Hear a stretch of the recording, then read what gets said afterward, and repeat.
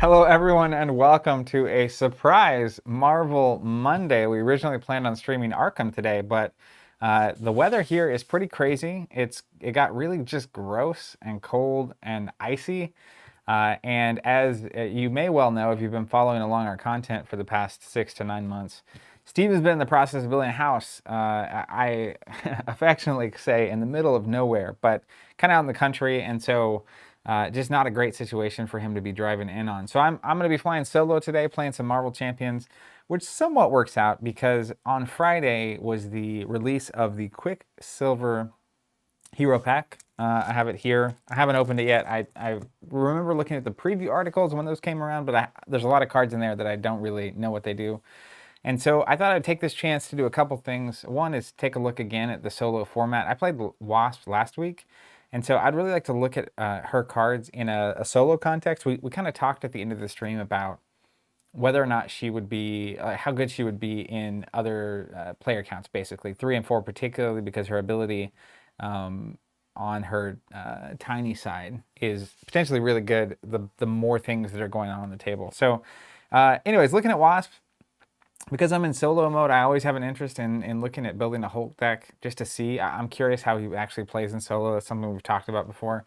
And then also Quicksilver himself, I'm going to open the pack in a second, look through all the cards and just talk about them and see if any of them are sticking out to me. But Steven is very excited about playing Quicksilver, and I'm very excited about playing Scarlet Witch when she comes out, and that's a natural duo. So there's probably going to be a period of time where that's what we play for a while, and that probably will be a pairing that we go back to over and over again based on what I've seen. So this might be my one opportunity to actually play as Quicksilver, so I might do that. It depends. I'm going to look at the cards, build some decks for each of these heroes, and then see if I'm interested in trying it. But I figured it'd be a good time for me to at least take a look at it and then not have Steven over there sweating because he's not getting to play Quicksilver. So before we go any further, I want to know how we look and sound. Everything seemed normal. Steven's not here. He usually makes sure everything's set up. So always want to check in on that before I get too far into these things. And just to check in, how's everyone doing? If anyone's played Quicksilver, I'd love to know what you think so far. And that said, there's a show on Disney Plus called WandaVision. It's possible that'll be a conversation piece today because it's worth talking about. So if that is something you don't necessarily want to overhear, I'll try to be very, I'll try to warn you before I go into any of that kind of stuff. Chris Odovec said, I love Thor, but Quicksilver is quickly becoming my favorite. That's good. I always love to hear when these various heroes are favorites. It's cool to see the different preferences and things that excite various people in the community. Silverthorn saying Quicksilver is pretty nifty. Mike Sider saying Quicksilver's released, question mark? Yeah. His 3-day was Friday, so if you're a subscriber, you should either already have that if you're in the US, or you should be getting it like today or tomorrow typically. USPS has been having some trouble and some delays since October, November of last year, so it's possible. Check your tracking. You can always check your tracking on your account page, which if you've been charged for something. Jonathan Chauncey saying, I got my TC Quicksilver subscription on Saturday. Daniel Craig saying, you can be very vague with WandaVision. Well, it was great. Yeah, I'll be that vague. It was fantastic. I think we got our daily stream check-in from Van. What up? He's saying, sup, fellas. Machination says he's doing good. If Steven's watching, he wants to say stay safe. Yeah, weather is pretty nasty out here. Well, luckily, I don't live in the country or that far away, so it wasn't that huge of a deal for me to get here, but still trying to play it safe. Definitely wanted to finish the stream in time to get home before it gets dark. Matthew Nupp saying USPS has shown mine is accepted since Wednesday. Thanks. Of course, yeah, we definitely work as hard as we can to get those out the door as soon as we legally can, and it's up to USPS at some point. Amon saying Quicksilver and Strange are broken. Mystical enhancements are great. Quicksilver can't run the mystical enhancements, right? Or is there a card in here that I should be aware of? We'll open it in just a second. T-Zag saying, is it staying below freezing for y'all today? Yeah, I think the high was like 31 or 32. When I checked in, I have, I learned this. You don't actually say the name of Apple or Amazon's voice devices because if people are listening to this, then it can trigger those to activate and do fun things in your house. So I have one of those, and I was asking about the weather, and it said it was 18 degrees and there's ice and it's freezing. So that's when I knew today would potentially be an interesting day. Darian saying, I can't believe so many people in the UK got Wanda early. Yeah, it definitely. So if you're unaware, in the UK, they actually released Quicksilver and Scarlet Witch this past Friday at the same time. That was originally the plan in the US. I don't know what happened or why they decided to do something differently. And as someone who's super excited about the pairing Quicksilver and Scarlet Witch, and also just me being the Scarlet Witch player, it is somewhat of a bummer just because it's like you see people talking about it and playing with it, and I prefer, like in Quicksilver's case here, not fully knowing what's in the pack before I get it and kind of getting to experience it on the table as one of your early experiences. So we'll be patient. I think luckily February is a very short month, so I think it's at this point only like 3.5 weeks away. But I am very much looking forward to getting my hands on Scarlet Witch.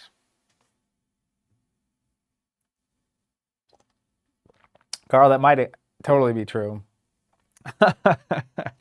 Jester saying, I'm scared to play Quicksilver and Scarlet Witch. I want to play Groot, and he seems broken. Broken is a interesting word, I think, in a cooperative game. In competitive games, obviously, broken means that it's bending the meta in the tournament and forcing people to play either that card or play around it, just like overly good. But in cooperative, we've seen, like when we're playing King Heroic, it takes some really insane heroes to be able to beat some of these challenges. The Maddie saying, any updates on the new storage solutions you were testing for champions? Actually, yeah, we do. We have an update. I kind of forgot about that. I'll grab it real quick. So we've been testing for the past 1.5 years Ultimate Guard sleeves because I'm a lifelong Dragon Shield user, and they put out Dragon Shield mats, which are really good. But Ultimate Guard actually put out this box. It's called the Archive, ARKHIVE. We actually have it listed on the website for anyone that's interested. We have the red and black version. So this is the red version. And I currently have my, these are like all my heroes. You can see the like black sleeves are their main cards, and the white are their obligations and whatnot. And their nemesis and those cards. But I was basically able to fit all the heroes. This is the entire campaign scenarios, so Crossbones all the way through Red Skull for that, and then this is like Kang and Wrecking Crew, and so I can technically actually get the current full collection, and there's a couple packs I have that are extra, so even more than technically what's released at this point in here. But I think my plan for continuing to expand this is I have another one that I currently have my Star Wars CCG stuff in from our throwback streams. And so I'm going to have one that's basically all my hero stuff. So all my heroes and aspect cards. And then I'm going to have another that's all the villains. And I think that'll last me a good 3-ish years. And obviously this game's going to keep growing as long as they keep producing it. But we'll see. This is kind of the biggest, one of the challenges is have those like 4-row cardboard things. I have those floating around forever. This is definitely the biggest and nicest storage container we've found yet. Technically, if they had one that was like 4 rows, I would probably be into that. But, you know, at some point, you basically, like even with the heroes, I'll put in one of those giant cardboard boxes any of the heroes I don't play as often. And you'll have to start filtering out cards. That's what I typically do with most card games so that they fit in some sort of reasonable container. But one thing I really like about this is you could get a lot of cards in here, especially if you're like, obviously the pandemic's its own thing, but in a non-pandemic scenario, you know, picturing going to a store or going over to someone's house with my stuff, this is a really good size. Like I'm gonna go ahead and close it.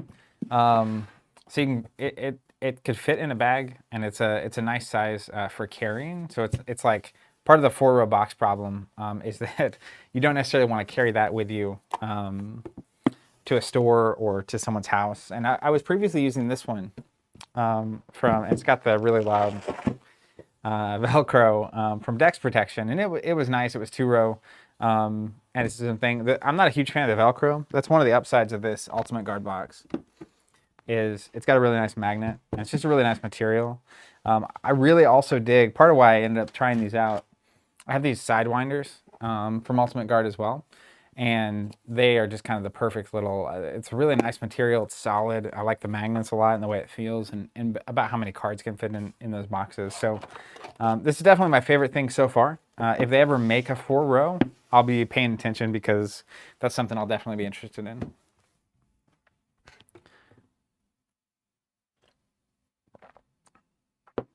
T-Zag saying, Zach, do the dividers for Arkham fit into the archive without issue? I'll have to test that out. Do you mean the ones that like come in the return to boxes specifically? I'll see if those fit. Jonathan saying, I use the Ultimate Guard flip boxes and they are really nice. I worry about how the archive will scale as more packs and campaigns come out. So based on what I'm seeing right now, we have one campaign box, we have the core set, we have Wrecking Crew, Green Goblin, and Kang. 3 scenario packs. So, and that's about a year and a half of villain content.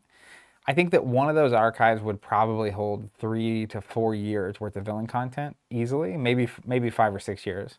On the hero side, it's going to get tougher because like there's a lot more of that content coming out regularly. But you know, to me, it's a matter of like, it's a little different because my office is right over there, and I have it all here, all my stuff here that we play with on stream. But like part of what I like the archive for is actual moving around, right? So cardboard, you don't want it to get wet, so if it's raining, it's bad. It can get smashed. There's some concerns there about actually transporting it a lot. It can wear down. But like as a solution that's like on a closet shelf at home with all my extra stuff in that I don't use that much, I think it's really great. And then this is what I do a lot with the games. I'll have some sort of more premium solution for actually storing the stuff I use a lot and carrying around with me. Matthew Nupp saying, just order the double archive from your site. I have a handful of the single file ones per archive and I love them. Yeah, the double row, I get it, it's a fine balance. Making the 4-row would just be so expensive because it's so big and the material and shipping it and all that kind of stuff just gets crazy. So it's a challenge. I don't know that it's a perfect solution, but for me, it's definitely better than what I was doing.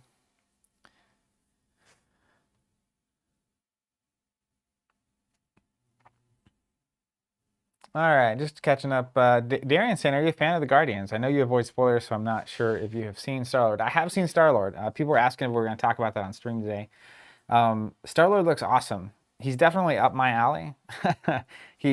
One thing I really like, I saw some Scarlet Witch previews and I saw Star-Lord. So Star-Lord gets these massive bonuses by taking extra encounter cards. And I think that's a really cool piece of the game to mess with, because that is a penalty. It's not the same thing as like discard 2 cards from your hand to play this card for 2, right? It's kind of an unknown, riskier situation, but you can obviously build a deck that mitigates that a little bit, which is, can you run cancels to encounter cards? Do you have friends at the table? You know, if you're playing with Spider-Man, and who else has the built-in cancel? There's one other hero, I think, that has a built-in. But Spider-Man, you know, Enhanced Spidey Sense just cancels a treachery card. And so if you have a couple people, you know, in a 3-player game, a couple people with those kind of abilities at the table, Star-Lord's downside is really not that huge. Same thing with Scarlet Witch.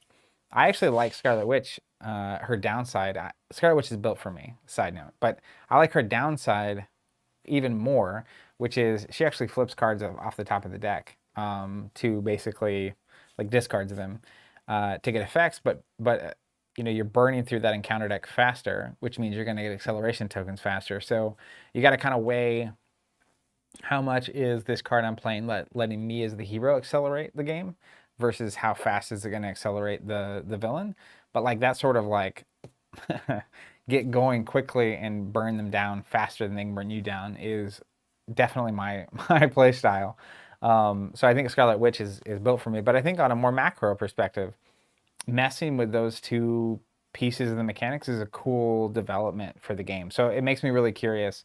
I know when we had Champions Weekend with one of the developers, Michael, was down for that event. He was talking about, you know, they had designed quite a ways out. I think it was like a year and a half of content out. So when the game came out in November of 2019, they had already probably designed what we're seeing now. And, you know, I'm really curious to see what other elements of the game they might manipulate to make it not just, you know, if every hero is literally just kind of messing with the same 2 or 3 mechanics, it would get tough to continue designing heroes that interact with the game in different interesting ways. And so seeing that Star-Lord and Scarlet Witch are 2 great examples of how they're doing that. But in general, I didn't even answer your actual initial question. I do like the Guardians of the Galaxy. I particularly like it when Thor gets involved, which is why I think it's going to be really funny if we do a me playing Star-Lord, Steven playing Thor, who's someone he has historically liked to play. Just given their interactions in the film, I think that could be a really funny pairing.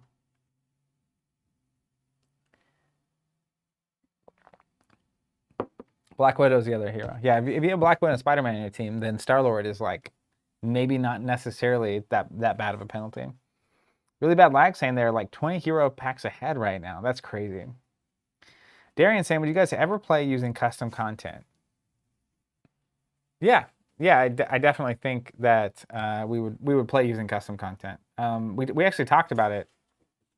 We're almost to that point, which is just that once we have kind of been doing the beat every villain on heroic. I don't know if we'll keep doing that. I would like Steven to keep his mind about him and not go crazy. So we'll see. But yeah, I mean, we would definitely consider doing that. Dylan's saying, wait, did I miss something? I thought Guardians expansion only had Rocket and Groot in them. That's correct, but they showed the preview article for Star-Lord. Stefan saying, anyone know when the Rise of Red Skull is being reprinted? I can't find it anywhere in the Netherlands. No, we don't know when that's getting reprinted, but hopefully sooner than later. They've been having trouble keeping up with Arkham and Champions, honestly. Yeah, Star-Lord is the first hero pack after the deluxe box with Rocket and Groot in it. Which I think is it's cool that they did Rocket and Groot in the box, and they did Star-Lord by himself.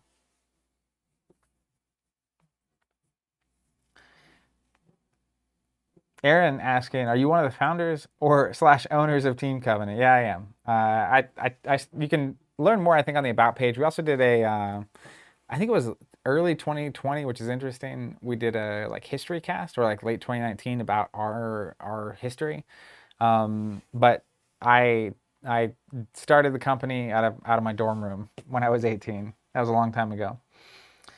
Not long after that's when Steven and Jonathan and everyone else got involved.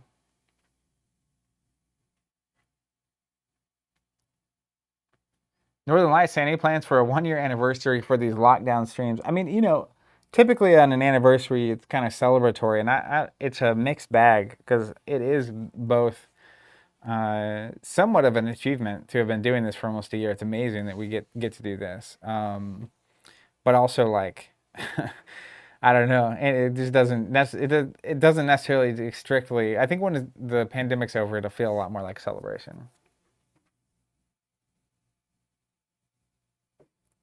Alex asking, will we be getting X-Men Mutant Insurrection board game? Will we play it on stream if so? It's possible. I'm personally kind of waiting to hear initial reactions to it before I buy it.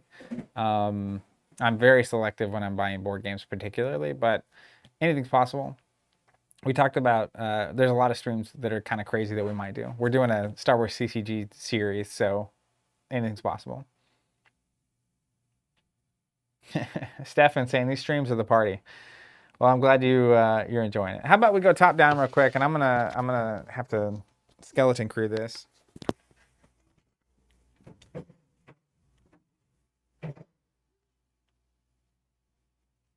I want to open this Quicksilver pack and start looking at some of these cards. Marco's asking, any news on Kang Cosmic tokens?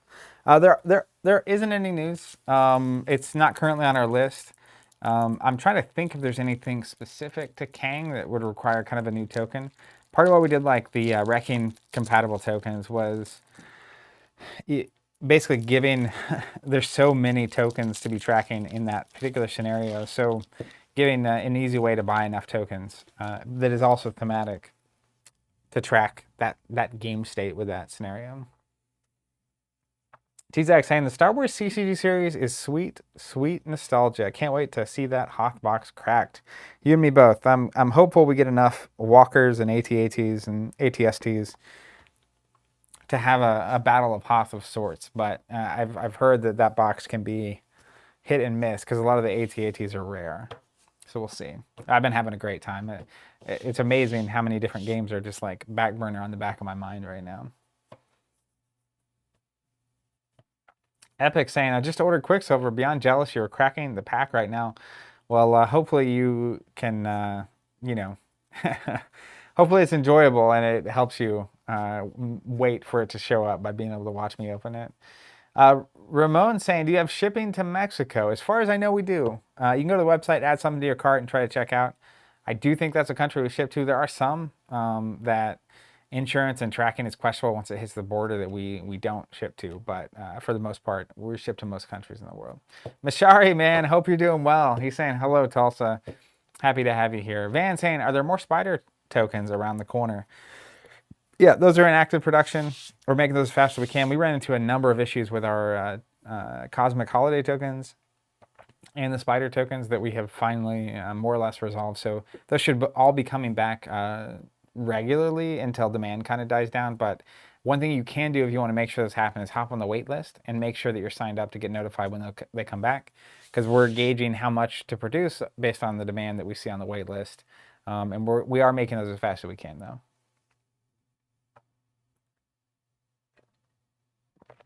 Jason asking, Star Trek CCG series when? We're going to be playing one game of it this Thursday, weather pending. That's not something I would solo if it ends up that Steven still can't get here by then. Blank asking, Zach, why not try two-handed solo? I might. Who knows what this stream is going to hold. I might indeed. Eddie saying, I'm really looking forward to picking up the Skytear starter box so I can try the solo mode out. I had a really good time with that solo mode. So if you're interested in the game, I think that's a great thing to pick up. Plaidman saying, by the way, thank you guys so much for continually fulfilling my order for Marvel Champions content. An absolute delight to get content on release and quickly from you guys. Well, we're happy to do it, and I'm very happy to be here. Maple Mythos saying, I'm sorry if you get asked this a lot, but do you have any hint on when you're expecting to restock the Investigator Mythos token set? We are making all of those tokens as fast as we can. That's the short answer. You can sign up on the wait list. You'll be notified as soon as they're in. But know that we're watching that, and we are making things as quickly as we can. The holidays were tough. We had a lot of production issues with some of the tokens, a lot of unique holiday tokens. So we're just trying to make things as fast as we can at this point. So if you have been buying those or you've been waiting to buy them, but anyone that has been buying them or subscribing, massive shout out to you. That's really the only reason we're able to be live 4 days a week at this point playing these games. So huge shout out to you for making that possible. Zach saying, not me, but Zach on the chat, while this game hasn't been for me in my playthroughs, I have enjoyed seeing the new stuff in y'all's playthroughs. Keep up the great content. Appreciate that. Where was that question? Philip asking, are we playing first or second edition Star Trek CCG on Thursday? So I have second edition starters. That's what we'll be playing.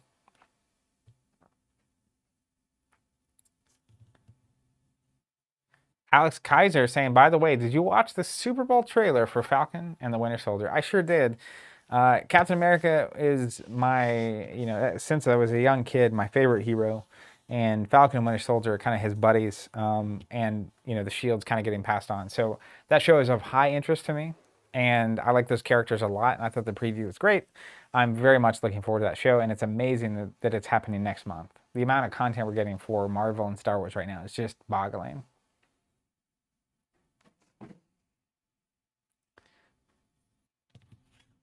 All right, let's look at some Quicksilver cards. First, we'll just go ahead and look at Quicksilver again. Pietro Maximoff, looking at some sneakers on his alter ego side. 3 recovery, 9 hit points, hand size of 6. So he does not want to get hit. 9 health is pretty low. Recovery 3 is pretty low. So damage is not his friend. Superpowered siblings. Action, discard 2 cards from your hand, draw 2 cards. Draw 3 cards instead if Wanda Maximoff is in play. Limit once per round. So it's discard 2, draw 2, or 3 if Wanda's in play, which is a really, even just the ability to filter a deck like that without Wanda is really phenomenal. But with Wanda, especially if they're starting in play, amazing. That is an amazing ability. So let's check out the Quicksilver side. He's 1 thwart, 1 attack, 1 defense, 5 hand size, 9 health. Very typical stat line there on the hand size hit point. Super speed response after you use one of Quicksilver's basic powers. Ready him. So he basically gets to go twice a turn, which is really nice because he can, you know, thwart once, attack once, or attack twice, or thwart twice. Or even he can defend and once per phase. So, ooh, that's really interesting. Because you have the hero phase and the villain phase, right? So he can like attack, then he can defend and ready. He gets one free defend every round. And I think, yeah, his pre-built deck is protection. So effectively, if you can boost that defense stat, he could be really good at defending, actually. What up, Chris? Steve says defending for free every round is bonkers. Yeah, no, I agree with that. It's pretty amazing, especially like you have those minions who don't get boost cards at 1 or 2 damage. He would be phenomenal at doing just that. So that's really interesting. Oh man, Scarlet Witch ally signature card, Wanda Maximoff. So this is a way in solo for him to get his alter ego ability rolling, which is really cool. Also, she looks awesome. I cannot wait for her to come out. 3 cost, 3 health, 1 attack, 1 thwart. Interrupt. When you use one of your Scarlet Witch's basic powers, discard the top card in counter deck for each boost icon discarded this way. Scarlet Witch gets +1 to that power for this use. So you discard the top card. It's kind of like her hero kind of playing with the same mechanic. If it's got 2 boost icons, she's +2 for that use. So even if we assume it's an average of 2, she's a 3 that is a 3/3. That could be a 4 on one of these stats 3 times. Obviously, there's risk in that you might flip a 0. There's a lot of zeros in the deck, but that's a really cool ability. All right, then we get, wow, 4 copies of Always Be Running. This is a 1-cost event. Hero action, ready Quicksilver. Oh my. I see what's happening here. So Quicksilver wants to get things that permanently boost his stats, and then he's going to go a lot, which is amazing. It's also just particularly good against anything like one of the worst cards in the encounter deck is Exhaustion. Quicksilver getting Exhaustion is almost a non-issue with 4 copies of Always Be Running and the way he builds. We also get 2 copies of Double Time. That's a great decision given the name. Hero action, choose 2 of the following. You may choose the same option twice. Deal 2 damage to an enemy. Remove 2 threat from the scheme. So it's 2 for 4 damage or threat, and you can divide it, which is really nice. That's a solid card. Cards that are a little ahead of the curve are like 1 for 3 or 1 for 4 sometimes. Like there's the Justice card. What's it called? Let's look at it real quick. It is Lay Down the Law. So it's a 1 for possibly 4. So 2 for 4 is kind of straight down the line of what you would expect or need a card to be doing, really.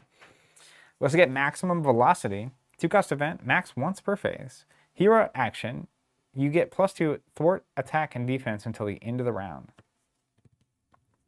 So obviously this is just fantastic with Quicksilver. Even just playing 1, he becomes a 3/3. He can do it twice. Now he's a 6. If you have Always Be Running, that's 3 times. So it's 2. Again, it's interesting. If he's only going to go twice, it's 2 for 4. So it's turns where you can go more than twice where this is going to start getting really good. 1 Always Be Running with a maximum velocity in hand turns this into basically 6 extra. So that gets really particularly good. Check this out. Speed Cyclone. First time I think we've seen it this way, which is it's an X-cost event. Hero action, stun X enemies. So pay 4, stun 4. That card is phenomenal. Wow. That's one of the best cards in the game, if you don't mind me saying. Next, we get Serval Industries. Let's see. I'm going to make sure I'm not missing anything. I'm on saying I got 24 damage on a normal turn. That's crazy. Yeah, Dean, he would be really good against Ultron drones. If there's a way to give him Retaliate, he's going to be even just insane.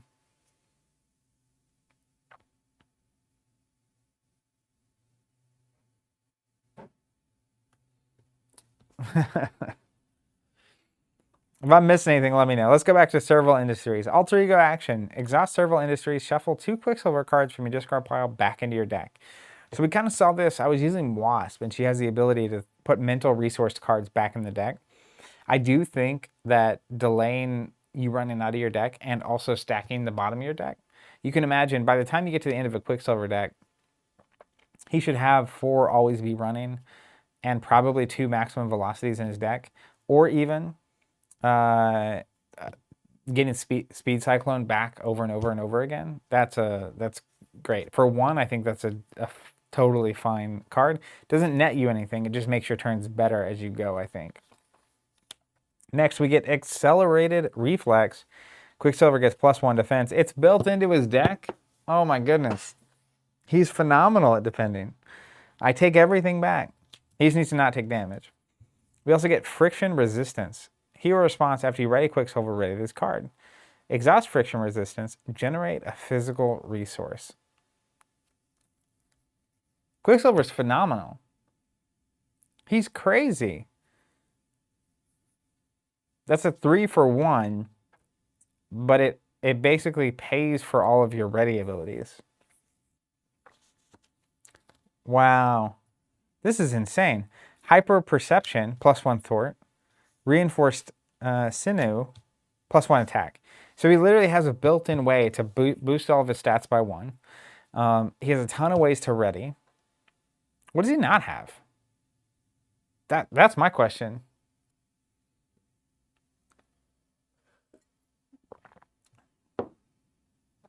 John Steinbeck saying he's a legitimately great hero, protection hero, which is nice. Yeah, this is there's no question to me he's like at worst tier 1.5 in terms of the heroes that I've seen. He's got a card filtering ability when he's with Wanda, or he has Wanda out.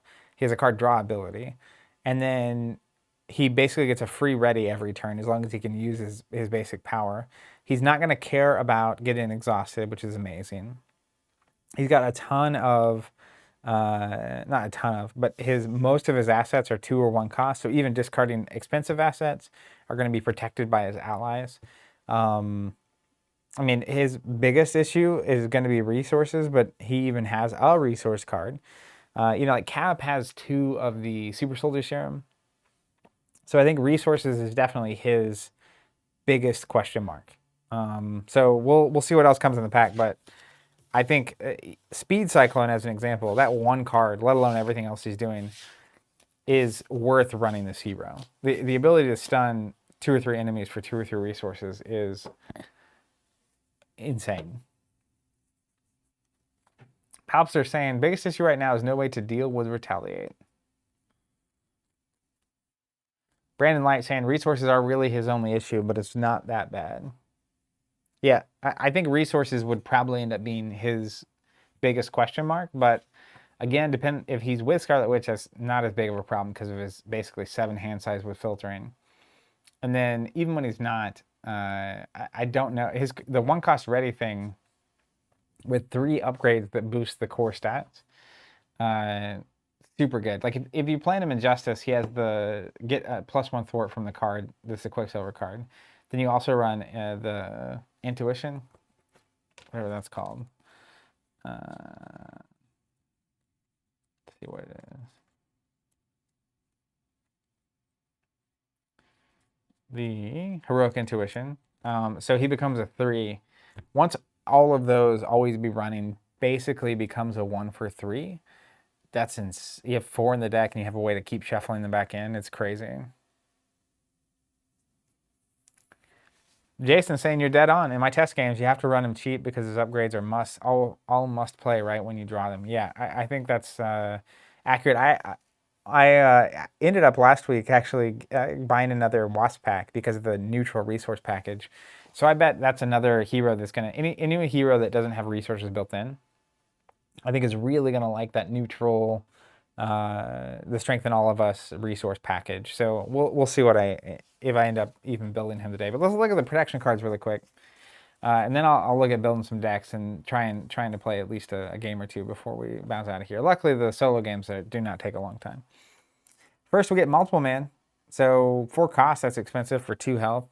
After he enters play, search your deck and hand for a copy of Multiple Man and put him into play. Shuffle your deck if it was searched this way. So basically, when he enters play, all 3 are going to enter play, because the first one enters play, gets the second one, gets the third one. So 4 cost for 3 characters is definitely way better.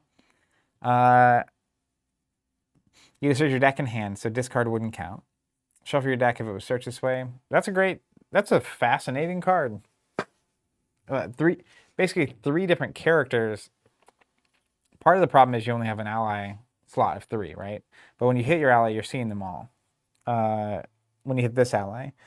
So that is really interesting, especially for those cards that I guess most of those are probably leadership that want to exhaust an ally to do something cool.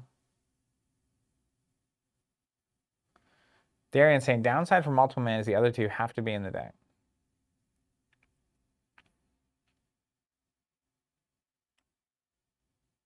He is mental for Wasp, so she can basically go get 2 of them back. His ability doesn't search discard pile, so that's interesting. That's a cool way to do an ally, honestly. Because just having 3 different, I mean, basically you pay 4, you can thwart for 3 because you have 3 characters out, and then you essentially have 3 blocks built in, which I think is worth inspecting. He's also the X Factor trait. We'll see if that matters. We also get Warlock, 1 of. He's unique. Spend a mental resource, heal up to 2 damage from Warlock. Okay, so he's a 3. Technically, he provides 3, but then every 1 you spend gets him 2 more uses. So let me think about that for a second. So 3 for 3, except for if you spend a 4th one, now it's 5. If you spend a 5th one, now it's 7. If you spend a 6th one, now it's 9. Right? So 3 for 3, 4 for 5. That's right. So it basically keeps jumping it by 1. So if you can get him out and keep him out, long term, he's going to end up being essentially 1 for 2. If you have any way to boost his stats, he could get really crazy. Like if you were playing someone with leadership and leadership and protection, think about Spider Woman. She could actually run Warlock and like Inspired in the same deck, and he could potentially get super useful. I don't know if it's worth going after because like you only have 1 copy of Warlock, but it's at least interesting. Next, we get Never Back Down. Always love seeing Miss Marvel. Hero Interrupt. When you defend against an attack, you get +2 defense for this attack. If you would take no damage from this attack, stun the attacking enemy. Stun is good. Stun is very good, especially mid-turn. If I know that I have this in my hand, I can block as the protection player, and not only do I stop that attack, but then I prevent the next attack. That can lock down an entire turn. So 2 thumbs up on that card. Next, we get Sidestep. Hero Interrupt. When you would take any amount of damage, prevent 3 of that damage. If you paid for this card using a energy resource, deal a damage to that enemy. So pay 1, prevent 3, and maybe do 1. Definitely not a bad card, but I think the side effect of 1 damage being dealt if you paid using a lightning is very specific and not huge upside. But again, you have a lot of cards like Never Back Down that they get better if you didn't take damage. So being able to defend when you would take damage is really critical timing on this card.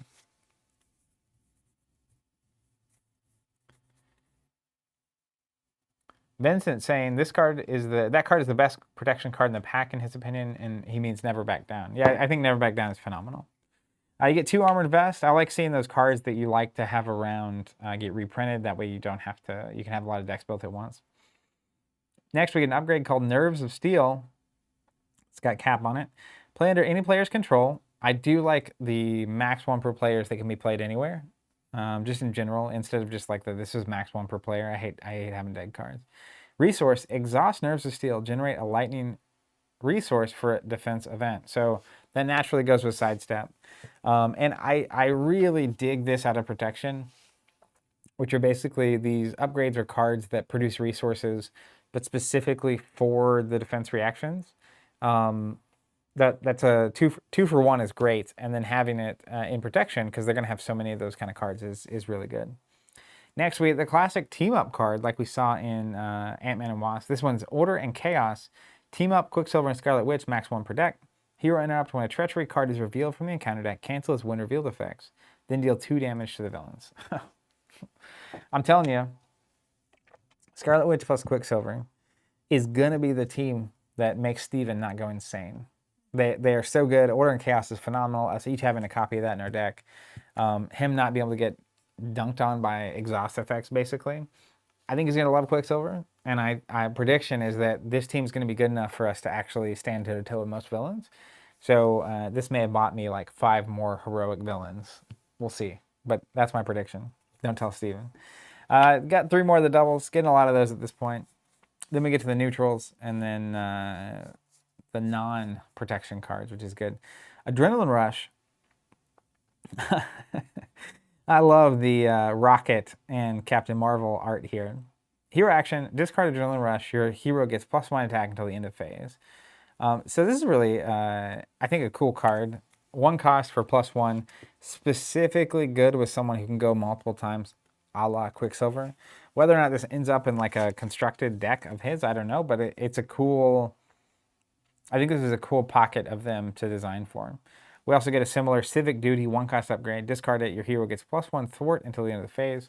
One thing I do like about these a lot is that they are 1 cost upgrades. So a lot of times you have that 1 resource sitting around that you can't use. And so being able to just attach this and then use it when you want, there's no limit. So like on Quicksilver, you could get 3 Adrenaline Rushes out before you go with his crazy turn. He has 1 attack naturally. Let's say you give him his upgrade, that gets him to 2. Let's say you're playing aggression, now he's at a 3 with the combat training. You get 3 of these out, now he's at a 6. You kind of, if you have, the 1 big turn, he might go 4, 5 times potentially in a single turn. Let's just say 4. If he's at 6, I mean, that's 24 damage in a single turn. That's pretty good.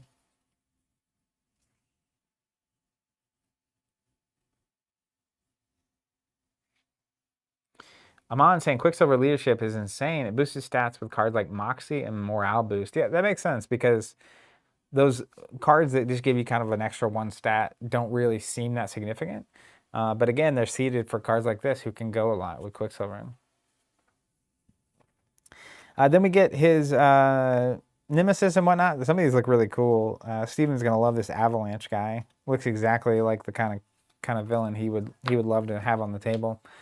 For the non-protection cards, we get a couple, 1 for each aspect, of course, in a neutral. So first is Brute Force. This is an aggression upgrade, 1 cost. Your hero gets +1 attack. Your basic attack gains piercing, which means you discard a tough status token, really good. After you make a basic attack, you discard Brute Force. So this is 1 attack, gets +1, and piercing. And it's on the next time you attack. So that is interesting. It's less specifically good with Quicksilver because it's only the first time he does it. But that's still a way to do an extra damage and remove a tough, saves you an attack action, which is interesting. We also get Sense of Justice, which is a Justice card, of course, 2 cost. Play under any player's control, max 1 per player. Exhaust Sense of Justice, generate a mental resource for a thwart event. That is a game-changing card. That is a game-changing card for Justice. All of their stuff needs to spend at least 1 mental. 2-for-1 resource is phenomenal, and they are going to get to play this every round, unquestionably. That's a phenomenal card. If you're a Justice player, that's worth the entire pack. Next, we get one of my favorite pieces of art in the game so far. United We Stand. By the sound of it, I'm going to love it. 0 cost event. Play only if your identity has the Avenger trait. It's an event. Hero action. Heal 1 damage from up to X friendly characters to a maximum of 3, where X is the villain stage number.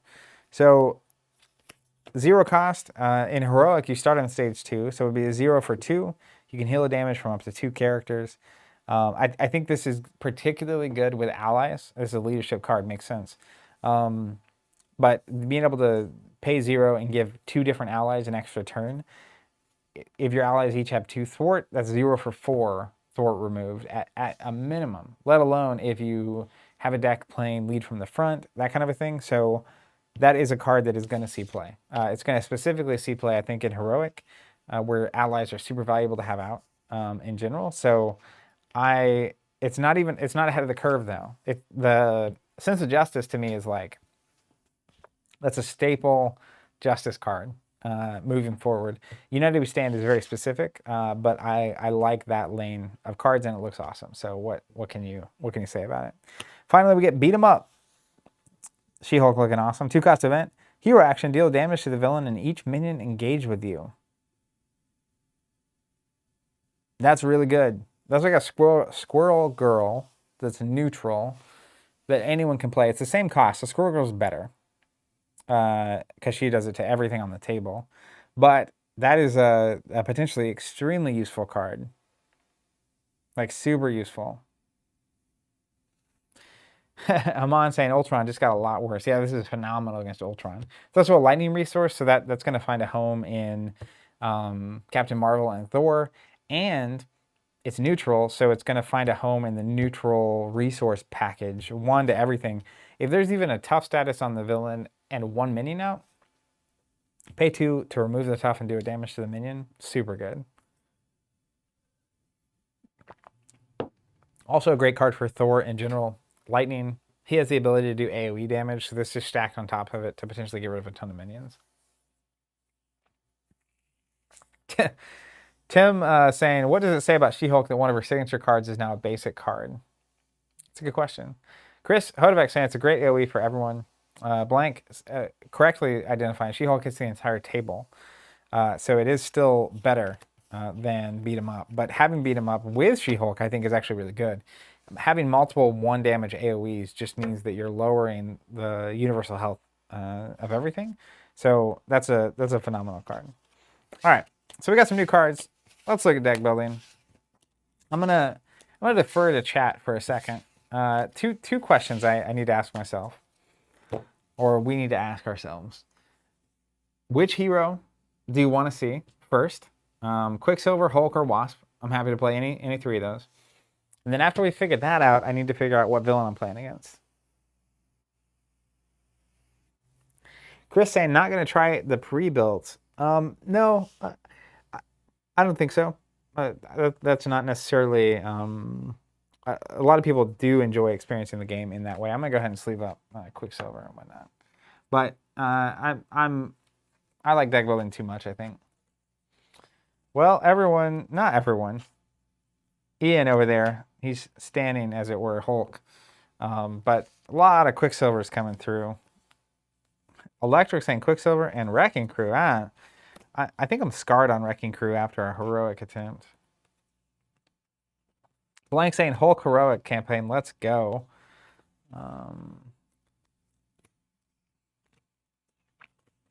Well, all right, I'm going to do Quicksilver. This is my 1 chance to do Quicksilver. Plus, it kind of lets me get Scarlet Witch on the table if I'm lucky. What I play against, I don't think I'm going to do a campaign because I'm not necessarily planning on finishing the campaign, but also I would like to get to Hulk and Wasp today if possible. We'll see. The solo games do not take nearly as long as a regular game. Obviously, I'm the only player, but everything scales down, so it's just a much quicker game.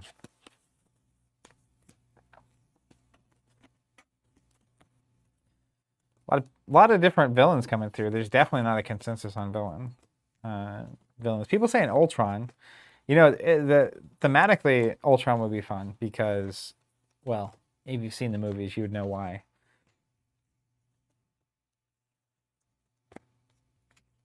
Different favorite villains for a lot of people, which is a really good sign. A lot of people saying Quicksilver leadership. I mean, that would be good because I know Steven is never going to do that. Or if he does, it'll only be because we can't do anything else against a heroic villain. But that's definitely not what he... I'll put money on the first thing he does next week not being leadership. In fact, I bet he's going to do protection. Tons of new protection cards, and he's always trying to make protection work. But conceptually it does, and then he gets to the table and can't do it. But I think Quicksilver can. Yeah, really bad. Like I think I'm gonna do Ultron. I'm just gonna do normal Ultron at first, and we'll see how it goes. So I'm just gonna look. Let's just get in there with Quicksilver. So I'm gonna look at leadership. I like that concept. I'm also not unwilling to look at protection, but I do think Steven's going to end up going protection. So I might stay away from that. Now, the real question I need to know as well is what aspects do you think Scarlet Witch is going to be good with? All right, so the first thing I want to look at with leadership, because I think obviously there's all the allies, which is fine and dandy, but specifically the events and the cards that give Quicksilver better stats. So I'm going to scan through real quick and see if I can find those.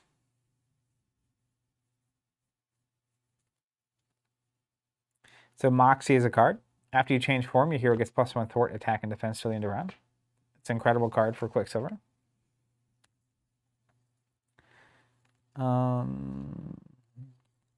Morale boost. Choose a hero until the end of the round. That hero gets +1 thwart, attack, and defense till the end of the round. That seems like a winner.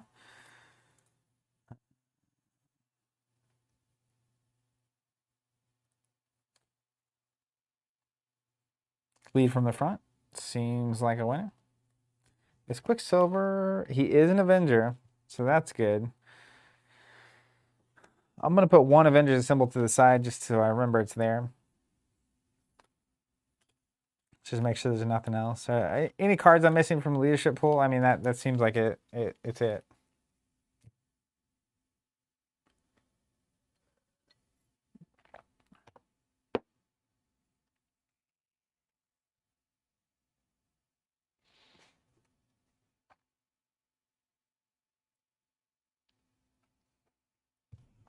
All right, so I think, honestly, these cards are the nucleus. I'm going to look at the neutrals as well. Make sure nothing is sticking out to me there.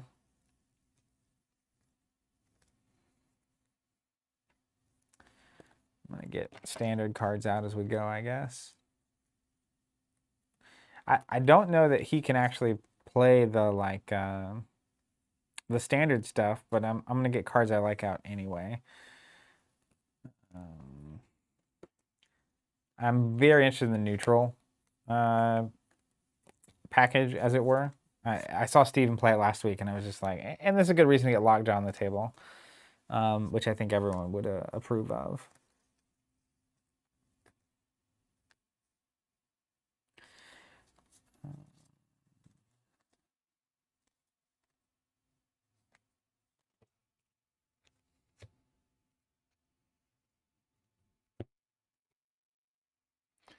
John Steinbeck saying, strengthen numbers if you're running leadership to draw all your ready effects for a wombo combo turn. Yeah, I may end up doing exactly that.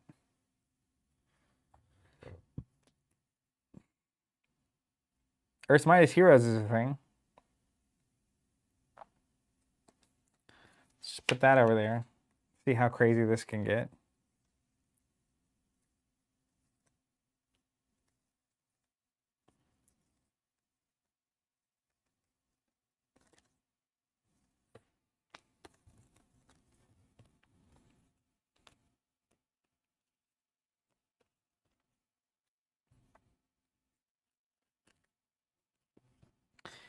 Yeah, that's totally true. Someone's saying Ironheart, who I love the concept of, is almost as good as Maria Hill in solo play. Yeah, she's not, because it only triggers when you play her from your hand. So technically things like that leadership upgrade. Man, I'm not remember the names of this stuff. Rapid response, not as good. Or lead from the front, not as good, because you're not playing them from hand, which is interesting. All right, let's look at the allies. Everyone's saying cheap allies, so we'll take a look at them. Ant-Man, 0 cost when he has play. Pim counters, that's a fine card. Stinger's a fine card. Hawkeye Kate Bishop version.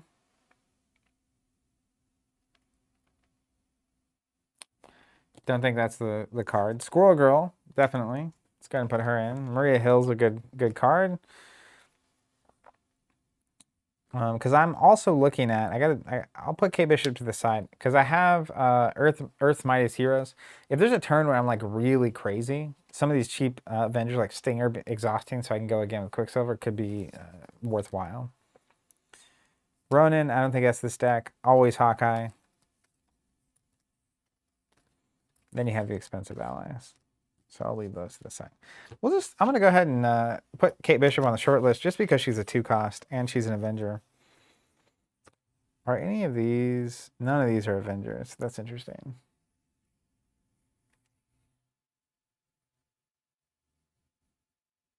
Amon saying you're going to be crazy on one turn. Great White saying, what up, Zach? What's up, Great White? Happy to have you here.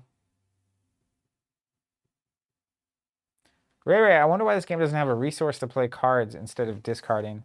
Honestly, I think removing, if you look at a game like Magic, one of the biggest issues it has is that you have to put the resources in your deck. And so I actually think that discard cards from your hand to play stuff is a really clever way to make sure you can always pay for things. And there are cards that the only thing they do is generate resources, but you can still discard them as resources as well. Spoils, which is another game we played, did a clever thing where you could play any card face down as a resource. You still ran resource cards, but I think it was starting to understand those issues. Chris Hodovac saying, Zach, you need tenacity. I don't know. Tenacity, it has Spider-Man on it, so it was one of my favorite cards early. And over time, I just stopped running it. Because, let me grab it real quick to do the math. 2 cost, and you have to spend a physical, so it's 3 cost to ready your hero. I don't think I need it, honestly.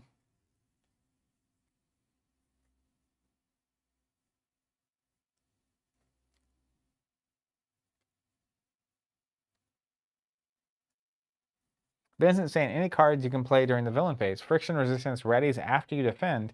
So cards that play during the villain activation are sick. That's interesting.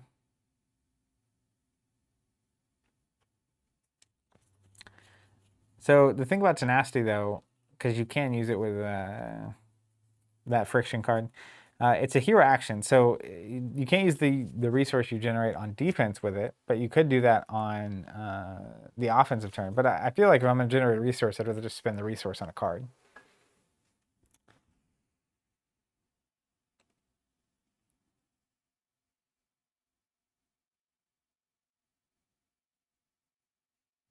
Amon saying you're going to be at 8 attack and friction resistance makes up 1 resource, so tenacity is good.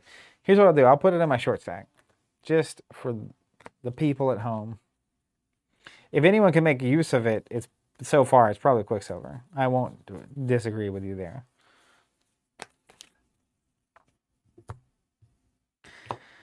All right, so I don't think Earth's Mightiest Heroes. 1, 2, 3, 4, 5. I mean, some number of copies might end up in the deck of that, but I don't want to get caught with that card when I do not have an Avenger. Do not want that to happen. I do really like the neutral package here, particularly with tenacity. Okay, I'll jam with you guys on that. I'm gonna put 2 copies in. We'll see what my count ends up being. That's gonna be a high on the cut list, but I'm playing solo, so it's really just a different reality. I'm also going to put in, believe it or not, I'm going to put in 1 downtime and 1 endurance because I'm in solo mode.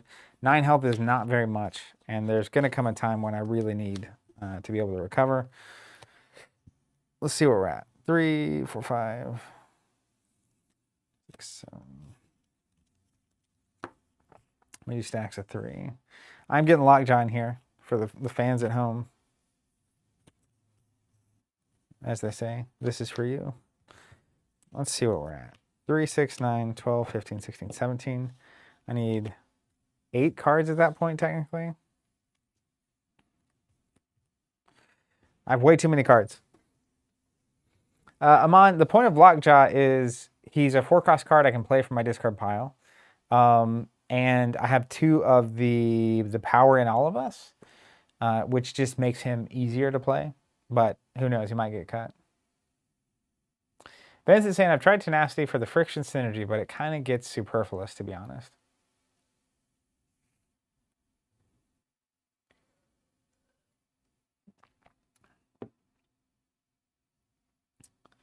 Brandon, Amon saying, basically you're playing a 1-turn kill deck. Brandon says, called it.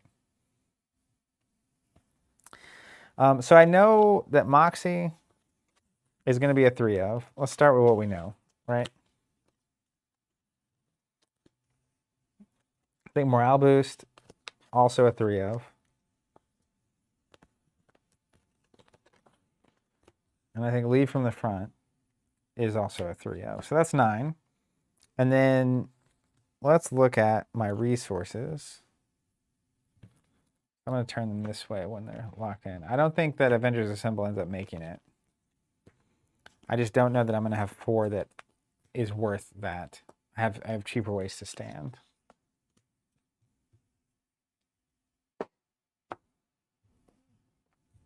Okay. And then I'm definitely putting these 3 resources in. And I don't know that I need the big resource assets. But if I'm going to play the Power in All of Us, I think I'm at least... I think I need to run them. So let's go 3 stack here. So if it's 3, 6, 9, 10, 11. So I basically have 3 spots to get to my minimum deck size.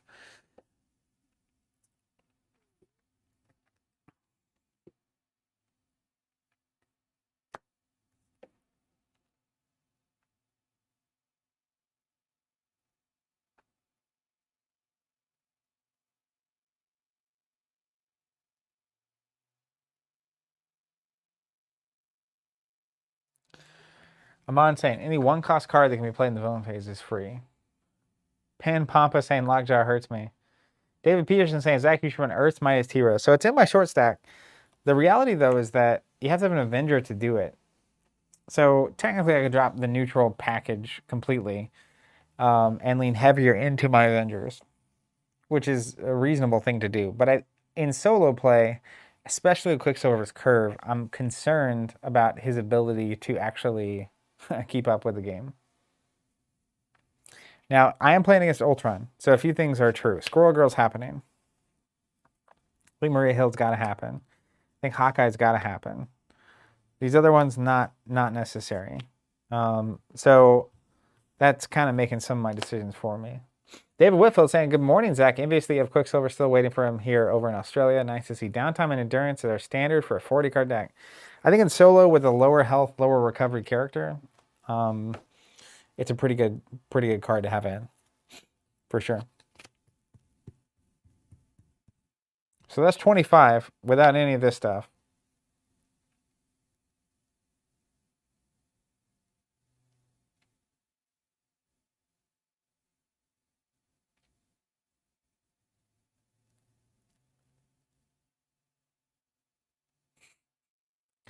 Dean, that's so true. He says, I enjoy the art on Power in All of Us. Cap walking into a construction site and picking up the blueprints like he's in any way qualified to read them is just funny. Shansei is saying, team building exercise is good here. Is team building... Let's look at it. So, exhaust it, play a card from your hand that shares a trait with a hero. My traits are Avenger and Civilian. I don't have very many Avengers. I literally have 2 right now. So I don't think that card is really super useful in this deck.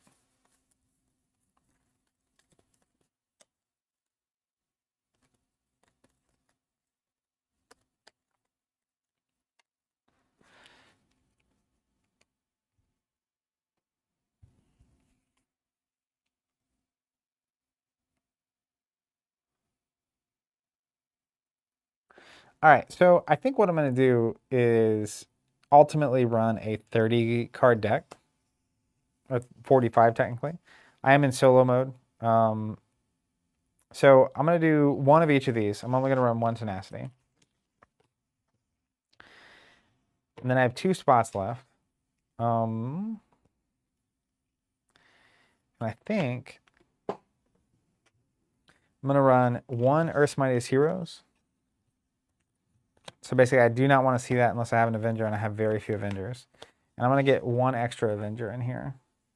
Probably Stinger.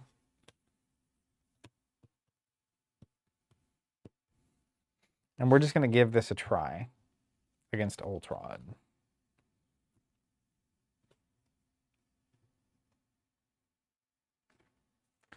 Let's just give it a spin, shall we? All right, let's set these aside. I'm going to have to grab the Ultron stuff.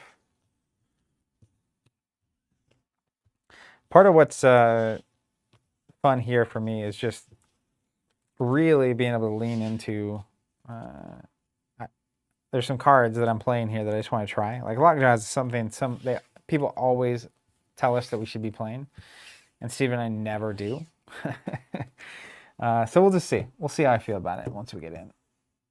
Let's put this here. Don't tell Steven. I'm playing Quicksilver.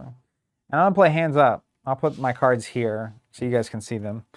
Let me grab Ultron really quick.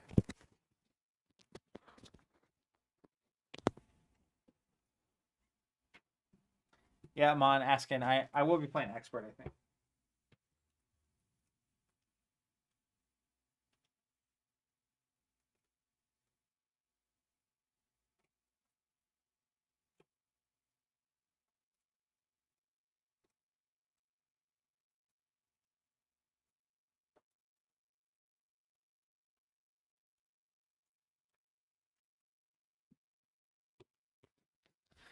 All right, I got Ultron. Let me find my modular sets. I was sorting before we started. So let's see where those ended up. That's the campaign.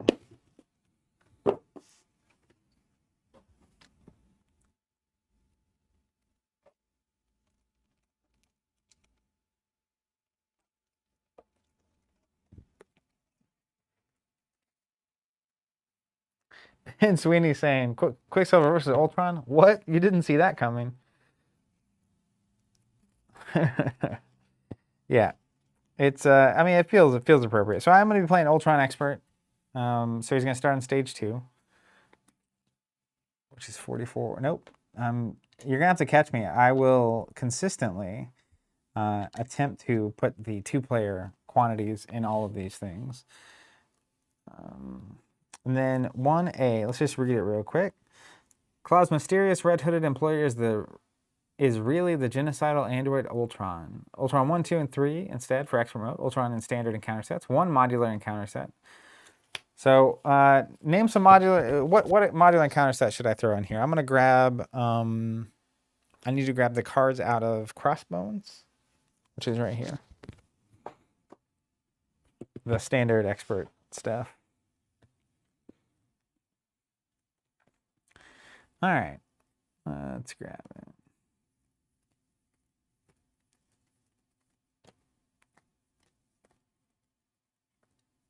I'm nervous to look at the chat to see which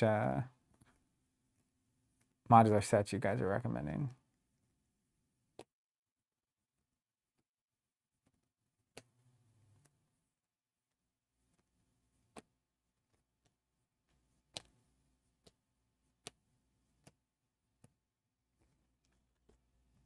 I think there should be 10. Yep. Gotta get my obligation, which is the need for speed. I'm not even gonna read it. I'm just gonna go into that blind. Are you guys saying under attack because that's what it recommends?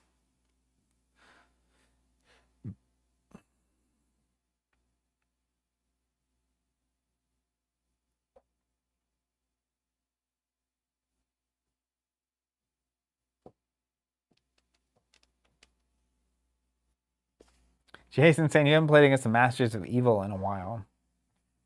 For good reason. I had enough of those when we were playing our last... I don't remember which heroic it was on, but...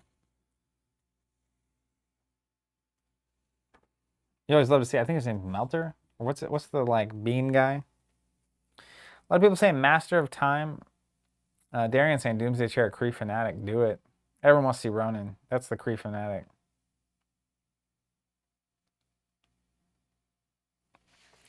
It's a good question. Amon saying all of them. Let's do this. I'm gonna divide these really quick. I'm gonna see. Let's just look at what is in Melter. That was his name. Nailed it.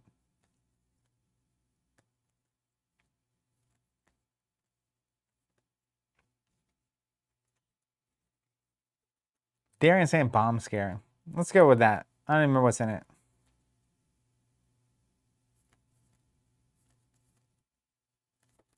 We're going bomb scare.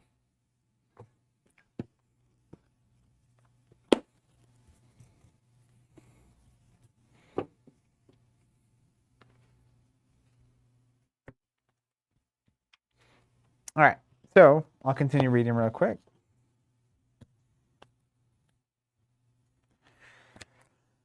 Put the Ultron drones environment in play. So Ultron drones says each face-down drone minion engaged with a player has a base scheme of 1, a base attack of 1, and base hit points of 1. Force response after face-down drone minion is defeated, place the card in its owner's discard pile. So that's going to keep happening. I'll put this up here.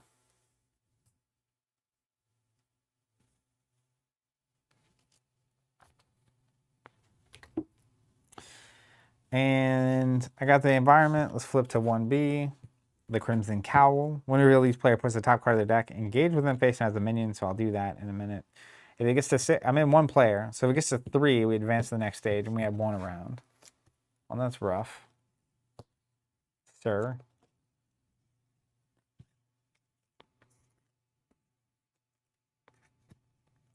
Three per player is not many, so I really don't want him to scheme.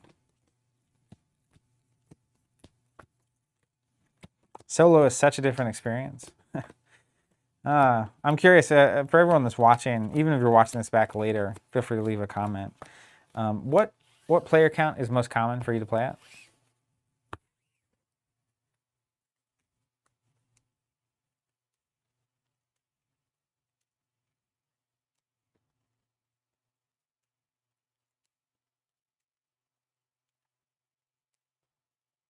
Cubson saying 2. Brennan saying solo for me. Martin saying solo. The Rafflecopter, solo. Green Iguana, 2. Omega Life, solo. 1 and 2. Robert saying true solo. Some people are saying two-handed, 2 people. Makes sense. I mean, we're in a pandemic, so not going to probably be a lot of 3s and 4s. Thomas Morton saying 1 with two heroes. Jason saying double hand solo. That's cool. Shelton saying 3 players, my wife and son.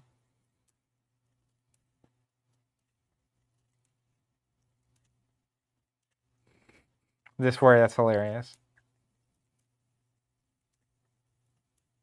Daniel, I agree. 2 or 3 is a good sweet spot. 4 is an epic battle. One of my favorite experiences with this game was a 4-player game with three great friends. All right, there's the deck. Let me shuffle mine. Eric's saying 3 players as well. I think 3 is it basically gives you the big villain feeling without it being like crazy. There's just enough people around that like one person's thinking about their turn, 2 people can be talking, and it's a nice rotation the way that works. I really like 3-player. For a totally social, like if we're just getting together playing 1 game and like hanging out, 4 players is phenomenal.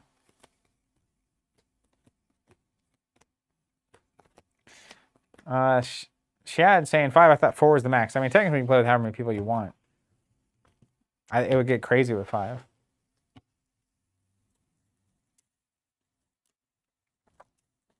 Dargan saying it's crazy to me that Quicksilver is strong enough he doesn't actually need aspect support.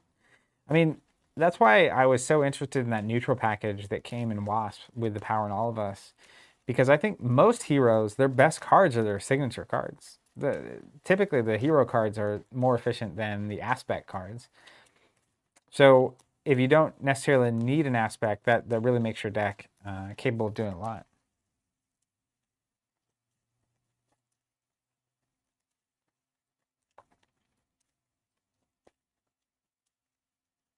Jester saying this game is really a great solitaire game. True solo I've played the most. That's cool. It's cool that this 1 game offers so many different ways of playing. Whether it's true solo or 2-handed, 2 players up to 4 players, that's really an important part of a game. Cubs saying except for suboptimal elite. Yeah, I agree.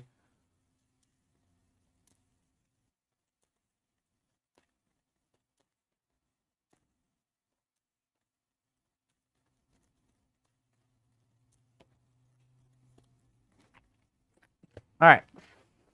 Let's get into this. Pietro.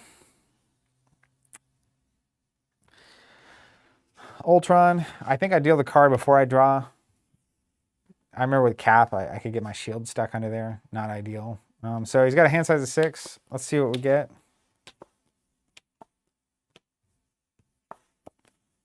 Lots of resources.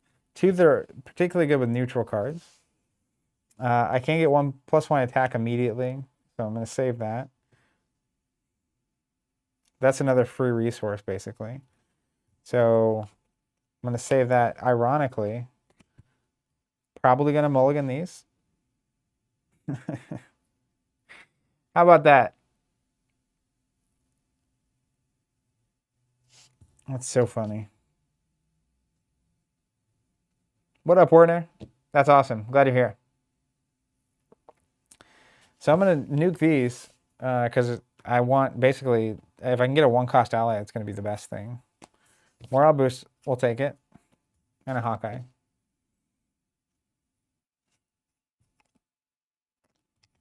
Interesting. So honestly, I didn't even know if I used my ability, because I think what I'm doing ultimately is this. Although the one attack permanently is so good. Yeah, okay. Let's just flip. And I guess make sure none of these are alter ego. I'm going to play a friction resistance. There might be a clever way to do this.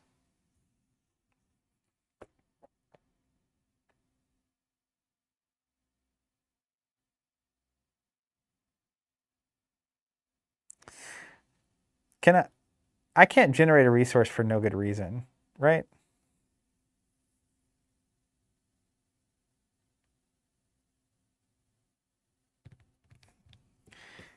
I have to like actually be doing something to get that going.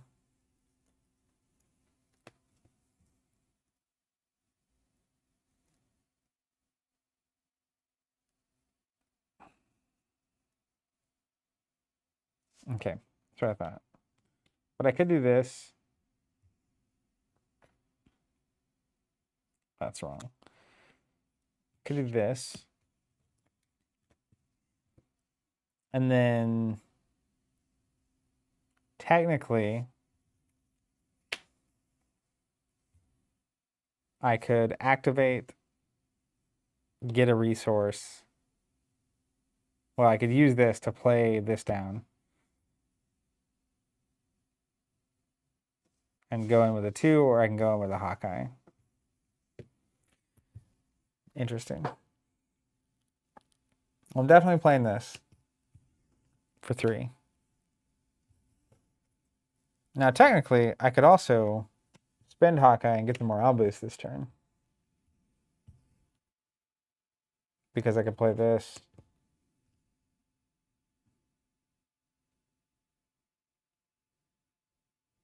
Let's just try that. I'm going to spend Hawkeye as a resource. And then I will play Reinforce Sinew. Then I will generate to play a morale boost. And then one of my attacks, I'm going to swing here, get rid of the drone, and ready. And then I'll swing for 3 into Ultron.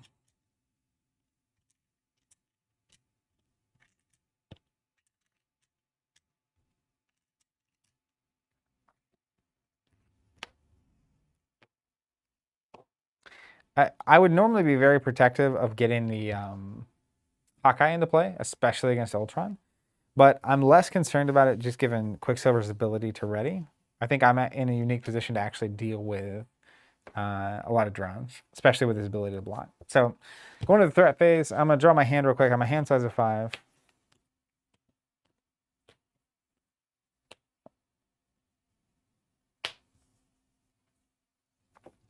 One threat on. And then he's going to attack me for 2. When he attacks me, put the top card of my deck face down and play engage with me as a drone minion. And he gets +1 attack for each drone minion engaged with me. So he's currently at a +1.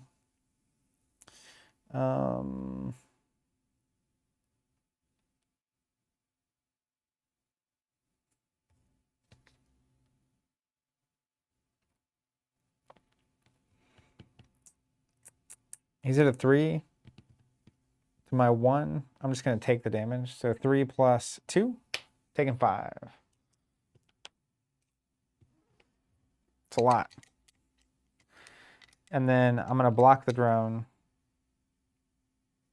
and ready with Quicksilver. Then we go to the bad cards phase. I get 1 bad card. Android efficiency. Each player puts the top card of their deck into play with them face down as a minion. And that's it. All right, back to me.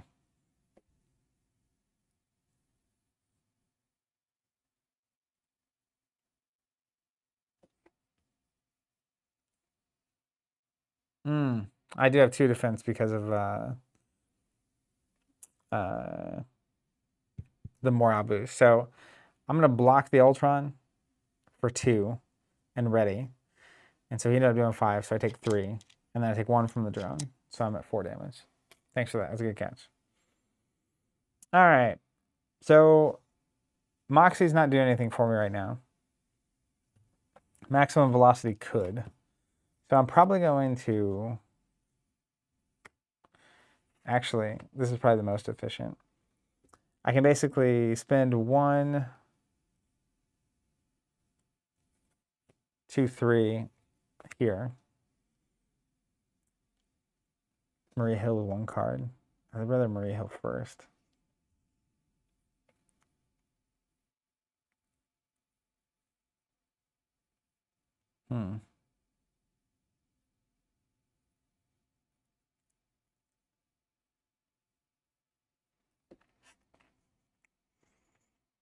So I'm going to get 2 from Friction Generator. So I can generate 1, play Maria, then go, get it back. That's right. So I'm going to use Friction Generator, play Maria Hill. For 1, I draw a card. Always be running. How about that? Friction Generator is ridiculous. There's no limit on that?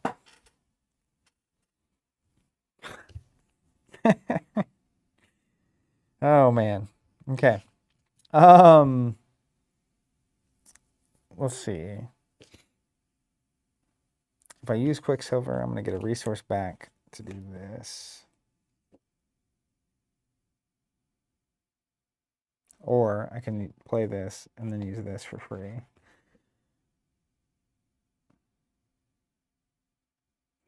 Chris Hodovec saying, no limit. That should be Quicksilver's catchphrase. Wow. So I'm basically going to go 3 times with Quicksilver. 1 time with Maria Hill. So Maria Hill's just going to punch a drone. Quicksilver is going to go ahead and punch a drone. When he does, he automatically readies, which will ready this. And then I'll spend 1, 2, 3 to play a Quinn Carrier. I'm going to put my resources over here. Then I will... Oh my goodness, I don't even need the Quinn Carrier resource. I'm going to swing with Quicksilver for 2. Which, oh, I do need it. So I'll use the resource to play Always Be Running to ready Quicksilver, which will technically ready Friction Resistance. And then I'll go ahead and just punch for 2 more. And again, because I have the free block and Maria Hill built in, I'm actually going to stay in hero mode because I don't want to let Ultron scheme just yet. So end of round, all this readies. Draw my hand.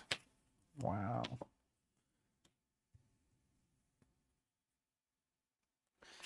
This is crazy. 2 Always Be Running, Moxie, Energy, and Avengers Mansion. Quicksilver is crazy. Crazy. All right. So, put 1 threat on. Then Ultron is going to attack me. When he does, I'm going to get a minion. I'm going to block it with Maria Hill. So it's 2, 3 plus a boost, 4, 5. Thanks for your service, Maria. Then I'll use Quicksilver to block the drone, and then he uses his ability to automatically ready. Then we go to the bad cards. I get 1 bad card. Android efficiency. So that'll actually put a drone into play. And then it's back to me. So this is crazy. I'm going to go ahead and spend 1, 2, 3, 4 for an Avengers Mansion.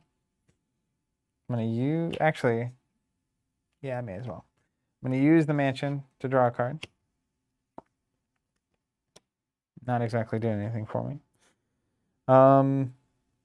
And then I'll use Quicksilver to punch a drone. Triggers ability to automatically ready. When he readies, friction resistance readies. Then I will use Quicksilver to knock out the drone. Then I'll use friction resistance to play Always Be Running to ready Quicksilver, which will ready friction resistance. Quicksilver will punch for 2. I'll spend a resource to play Always Be Running to ready Quicksilver, to ready friction resistance, to punch for 2. Oh man, now this is the turn to go. Well, technically not, because the 1 is going to advance it.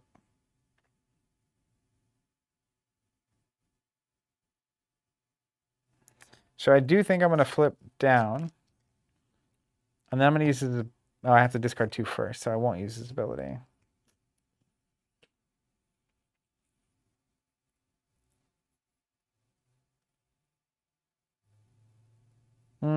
That's true. Instead of my last punch for 2, I'm actually going to thwart for 1. To basically make his scheme just super advance the scheme. And then can I discard a card just because I want to? I think so. So ready this. So literally turn 3, I have Avengers Mansion, Helicarrier, Friction Resistance, and Reinforced Sinew out in a solo game, which is crazy. Will Tarver saying, what kind of holders are those? Check out our Cosmic tokens, teamcovenant.com. Click on the Marvel Champions icon, and you'll see all the Cosmic boards and tokens. Let's go ahead and draw back up. This has the potential to be a pretty insane turn because of everything that's going on. There's that Serval Industry, so I'll get to shuffle those. Always Be Running back in. I love this Miles Morales Spider-Man ally. That's actually why I'm running the neutral package, if I'm being honest, in my heart of hearts. All right.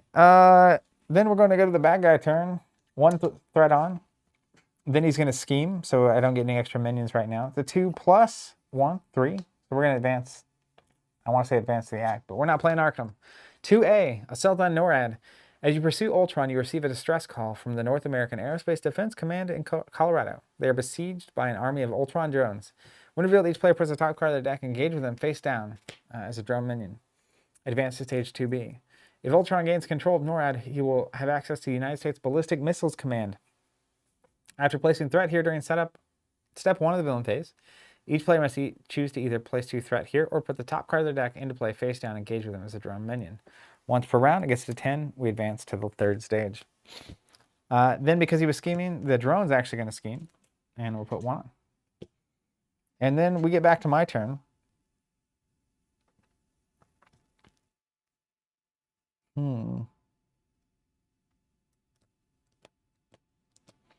So the interesting thing is, like, I want to recover, but then I can't ready. So that's interesting. Let's go ahead and draw with Avengers Mansion first. There's Squirrel Girl. She's going to be a bomb card right now.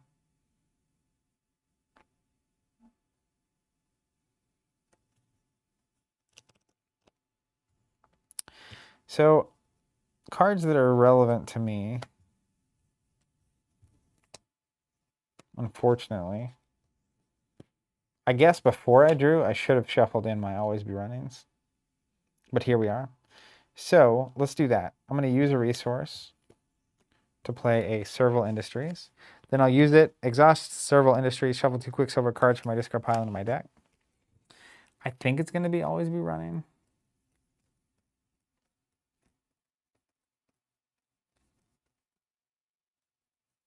Yeah.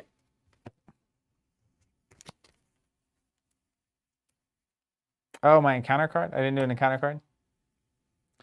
Hydro Bomber. When revealed, choose to either take 2 damage or place a threat on the main scheme. We're going to go threat.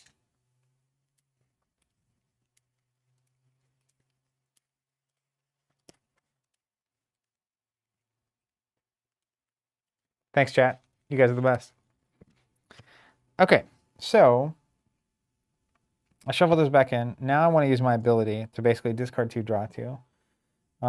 Endurance could actually be super useful here. I do not think I'm playing Stinger or Spider-Man. Too many allies in one go. So I'm going to go ahead and discard Stinger and Spider-Man to draw 2. Morale boost, and then always be running. So that's going to get spicy. So we're going to go ahead and flip. Let's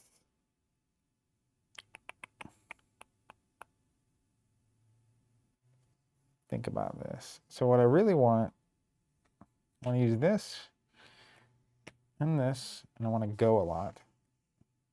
Oh my goodness, maximum velocity, are you kidding me? So I have to decide if I probably want to do 12 and leave him at this not stage 3 state. So I'm basically going to get 2. I'm going to go and ready 1 extra resource. I'm going to go, always be running 2 extra resources, 3. I have 3 resources here. So stun is less relevant when I have an ally. So if I go 2, 1, 2, 3, that's great. All right, I think that math works out. So we're going to morale boost for +1 for the round. I will maximum velocity for +2, +2, +2 until the end of the round. Not +3. Just track that here.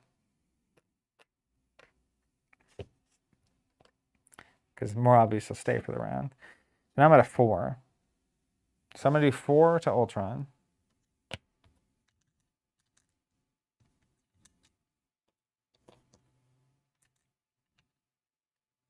And then I trigger Quicksilver's ability. He's going to ready. And this will ready.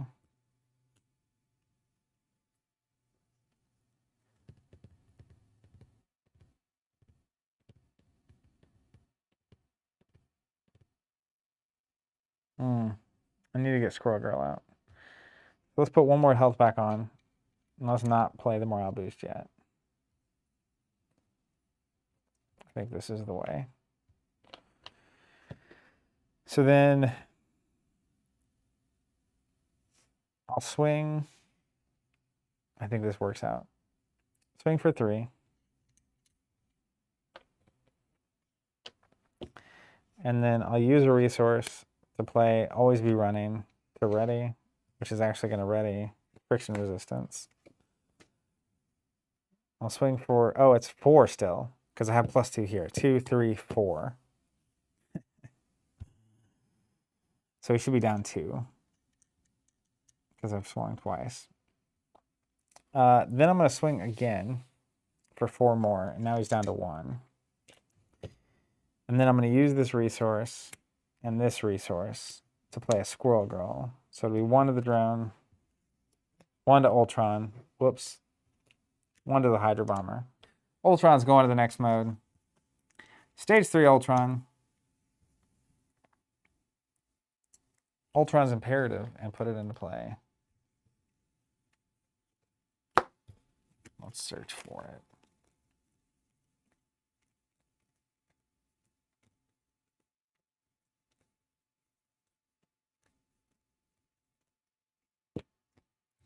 +1 card, oh no.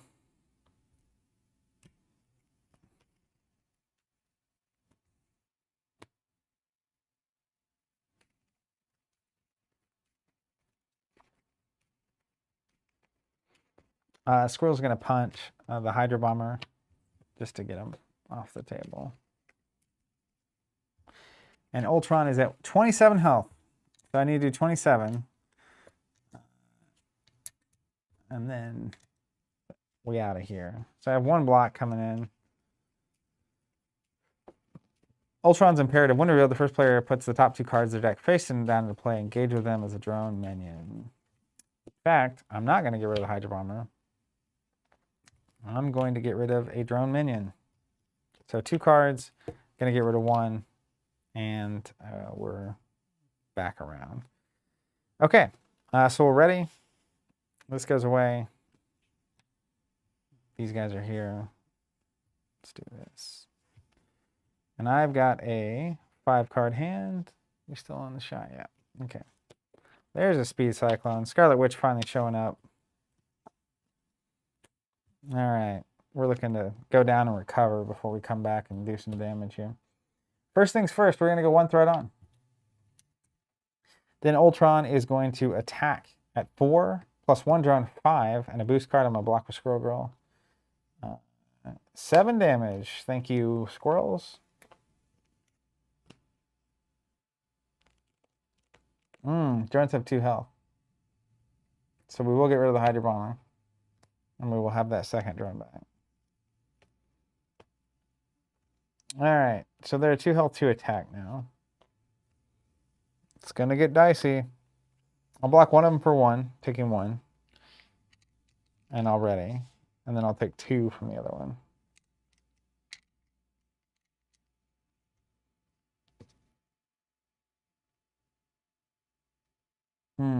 I'll definitely put 2 extra threat on because of the assault on NORAD. All right, then we get to the bad cards, which I get 2 of because of Ultron's imperative. My defense is only 2, right? Because the maximum velocity says till the end of the round. I guess that counts the hero and villain phase. Is that right?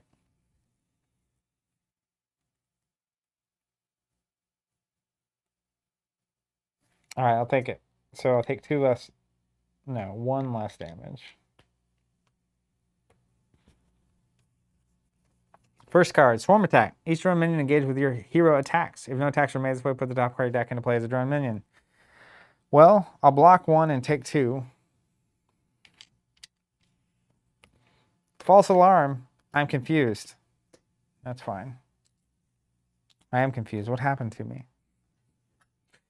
All right, that's the end of the villain round. Now it's me. Let's think about this one. It's Avengers Mansion for a card. +1 thwart. Not exactly the card I want right now, but I'm about to be able to load my deck up. That's nice. I think I'm going to try to get rid of that Ultron's drones card. So let's go 2.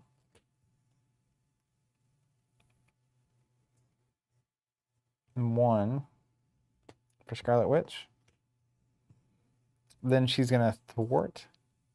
When I use one of her basic powers, discard the top and counter deck. She gets for each boost icon discard, she gets +1. So it's a +0. It's not what I wanted. I wanted anything. Then we'll go ahead and flip down.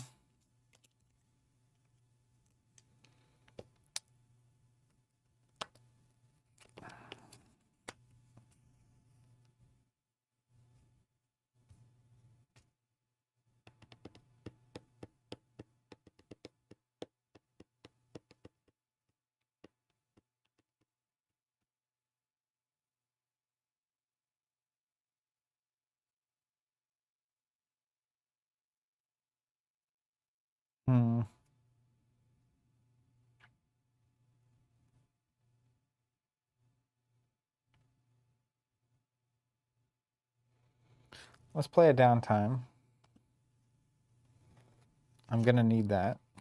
I'm going to use Serval Industries. And actually, before I even flip down, I'm going to play Speed Cyclone for 1 to stun Ultron. Just to get those cards out of my hand.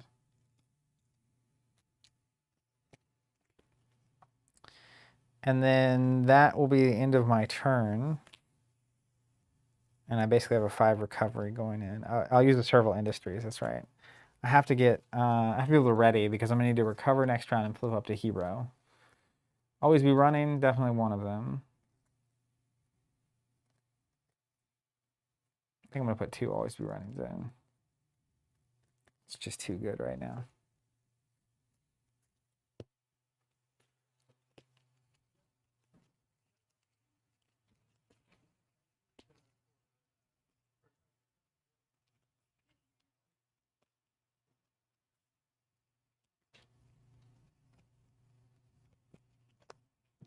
Oh, his ability is now draw 3 because I have Wand out. That's true. All right, let's read everything. I think I can still nosedive out of this one, but we'll see. Let's get a bonus encounter card from you run out of deck. But I do have a really good hand, as you might imagine.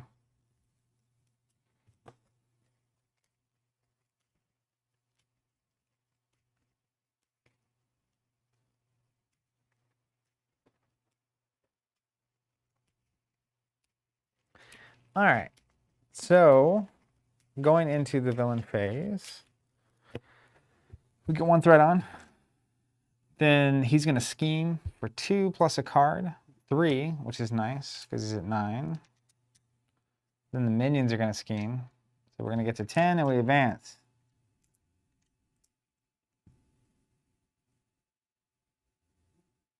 Oh, I'll actually put 2 threat on.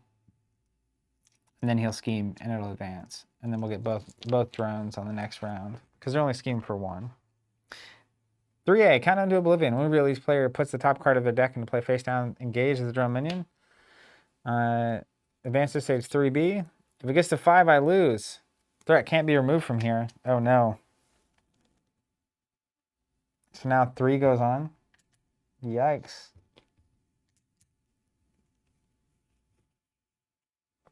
Flip a card. Hope he doesn't scheme. Repair sequence. Ultron heals 2 damage for each drone minion engaged with me. Luckily, he hasn't taken damage, so this gains surge.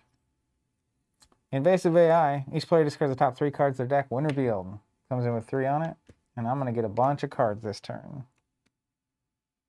Well, it's +1 card. I already dealt the card, so that's fine. So I discard 3.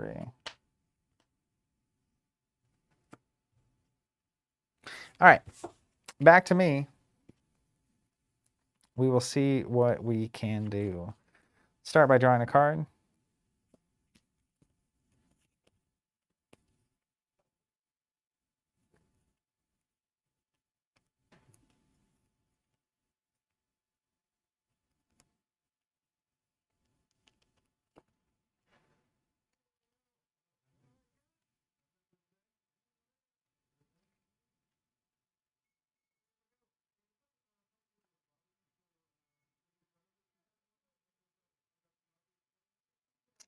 Let's go ahead and use these 2. Actually, I can go ahead and do that. I'm going to use Pietro's ability, Pietro, to discard 2 and draw 2.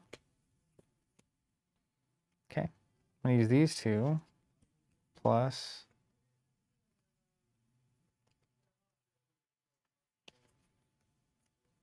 to play Nick Fury, draw 3.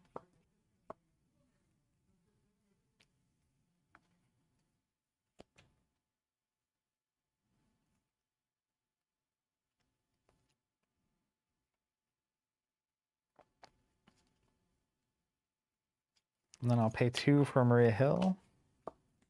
Draw a card. And then this is going to get interesting.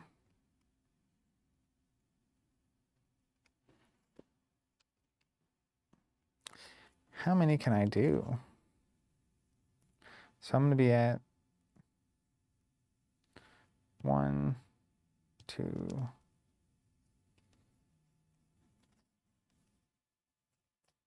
3, 4. 1, 2, 3, 6, 9, 12. Interesting. So I basically have 1 turn, assuming.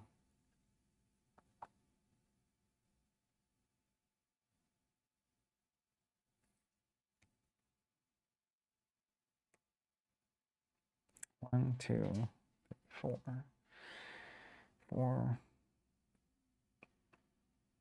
So 3.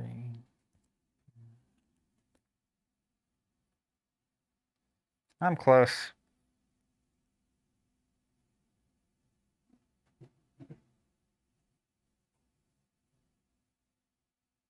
I should have an extra card because of Pietro's ability because Mond is out. That's true. Okay, now that's different. So I'm at 1, 2, 3.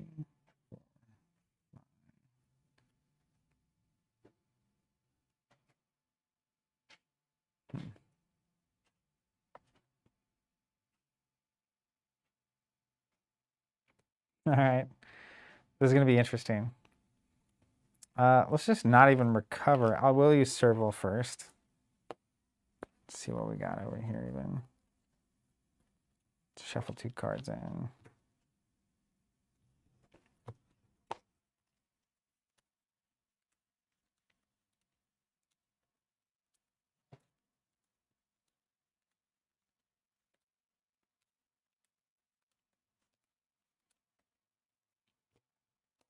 Then we'll flip. I'm still confused. Blank Stain's got 31 HP to go through.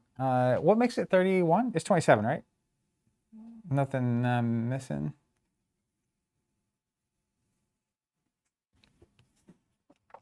I don't think so. All right, so I'm at 1 attack plus 1, so I'm at 2. Then we're going to do some fancy stuff. When I flipped, I'm going to play Moxie. So now I'm at 3. I'm just going to track my modifiers over here on Moxie. I'm at plus 3 attack. Then I'm going to play Maximum Velocity. So now I'm going to be at plus 5. So it's 2, 3, 4. I'm at 5 total attack.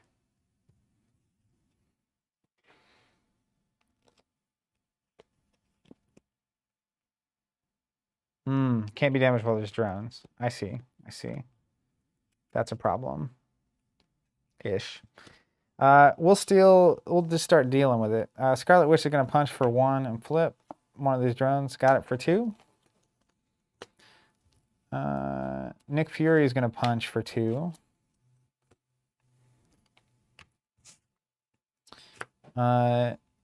Quicksilver is going to have to punch 1, unfortunately. But we'll trigger his ability to ready, which will ready this.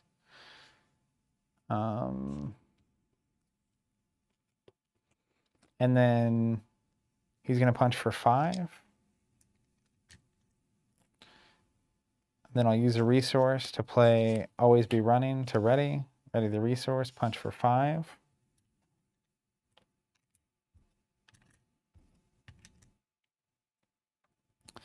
Then I'll use the resource to play Always Be Running. Punch for 5. He's down to 12. This is ready. Then I'm actually going to use Maria Hill to thwart for 1. To get rid of here. Just because 1 less card could be what I need to have happen. Then all this resolves, which is fine. I guess I'm at plus 2, 3. I'm at plus 3 defense for the round. So that could be useful. Tons of blockers, and he's stunned. So I don't think he's going to get through me this round. Start of the turn. 1 threat on. It's fine. Then he's going to try to attack me and he fails. And then we go to the bad cards. So I get my hand first.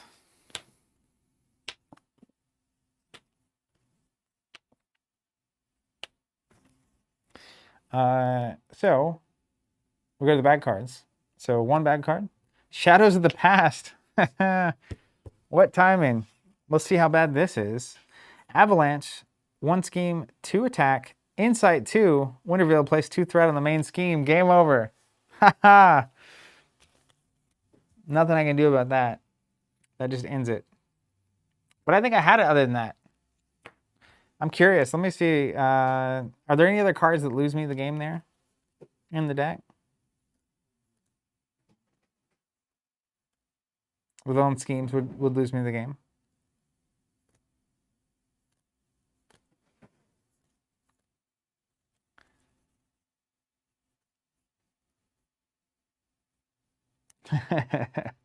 Yeah, so I think the main thing was obviously when I miscalculated my Squirrel Girl damage and I did one too many to Ultron, so I should have swung when I was at -1 attack and not sent him to the next stage yet, because that's when things got really out of hand, and that's when I went crazy after that. So barring that, I think I easily win that game. Part of that, I think, is having that friction resistance out first turn. But honestly, with Quicksilver's ability to discard 2, draw 2, he may go a turn or 2 without it. Then he's going to get it down, and it's amazing. So the biggest threat to him is in my mind going to be, because it's a 3-cost card, so he's have to find a way to protect that against villains that can actually deal with it. So anything that discards a card is really the big card there.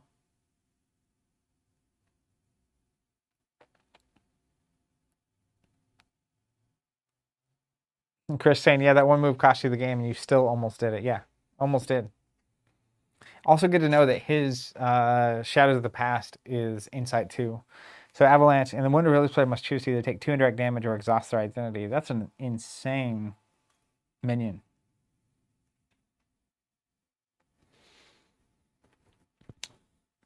Ian, yeah, where's Order and Chaos? You need it. So I can't play it because you have to, Wanda has to be one of the decks, right? Or they just both have to be in play. Is that how that works? Amazingly, like I thought he would take more damage than he did. But once I realized that all those cards that boost your stats boost it through the villain phase, his one free block around is insane. Like that's as good as anything else he's doing.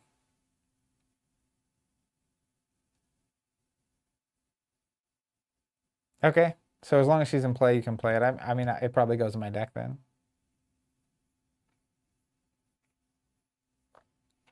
Nice. That's good to know. That's good to know that ally counts. Okay. So here's what I'm gonna do. I'm going to go get some more water and use the bathroom, but then I think I'm either gonna build Wasp or Hulk and just take either of them for a try, probably against Ultron because it's already built, even though it's gonna be tough. I think Quicksilver particularly is capable of dealing with Ultron, but I just want to look at one of those two at least, and we'll see what time it is after that. But I just want to look at them given the current card pool, and I think also just trying them both in solo. I'm kind of interested to explore Wasp, even though my heart wants to explore Hulk. But I'll see what chat has to say. So I'll be right back.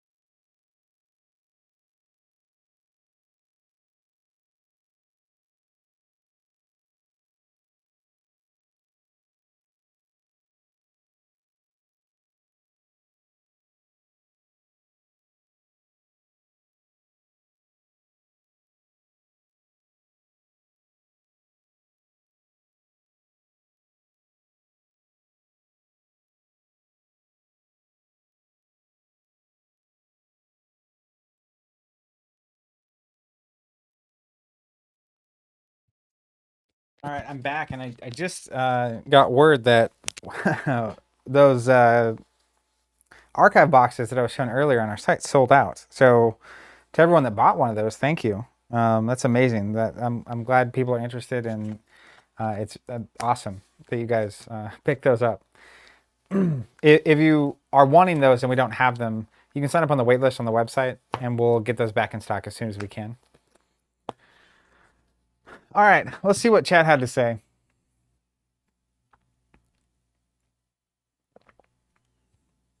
Green Iguana saying, do you think they'll ever go back and revisit one of the weak decks like Hulk or Thor? Their model doesn't currently really support it, but it just makes me sad. One of my favorite heroes is so crippled.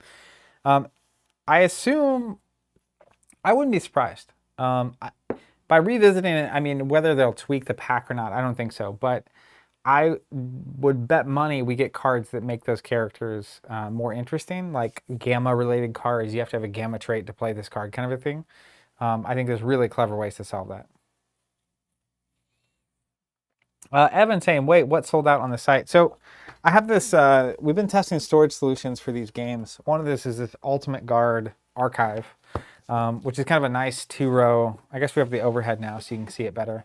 It's just kind of a nice material, good weight. It's got a nice felt on it. It's got a magnet. And I've been tweaking these and testing it, and a big fan of it. And Thomas saying, wow, your shipping is amazing. I assume people that order today, we ship every day. So if you order by usually noon or 1, we'll get it out the door the same day. But that's not a promise, just that's typically what happens.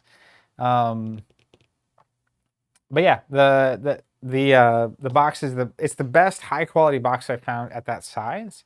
I would technically buy 4-row versions if they had it, but no one's made that yet for good reason. I mean, it's expensive to make, it would be expensive to sell, and then shipping it and stuff becomes a challenge.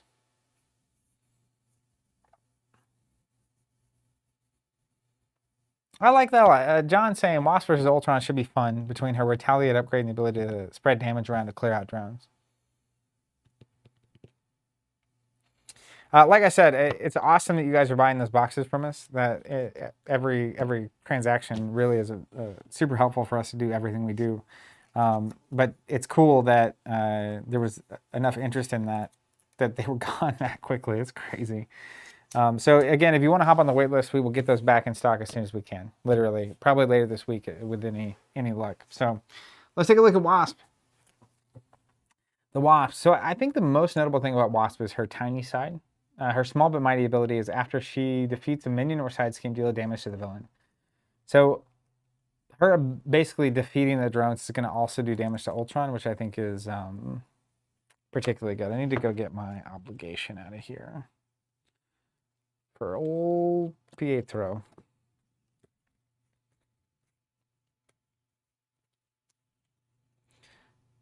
The old red dreams going in. All right, so let's just take a look at some of her cards. We're going to be back into deck building mode for a minute. So join me. So now that I know that playing that card, just they sort of being played, that makes a lot of sense.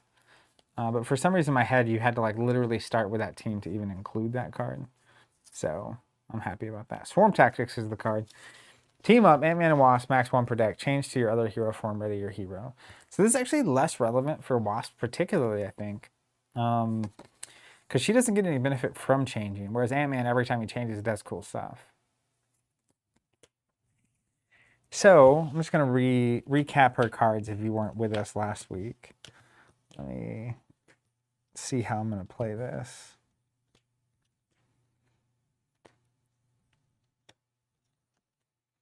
All right, so notably we have Pinpoint Strike. It's a hero attack, deal 7 to an enemy of your tiny form, dealing additional damage to that enemy, and it gains overkill. So on like an Ultron minion, that's really good because it's a 3 for 8. If the minion has 1 health, Ultron's going to take 7 because I defeated a minion. He's actually going to take 8 because of my ability. So that's 9 total damage out of 3, which is really good. That's the card I'm looking at most heavily. Another card is Wasp Sting.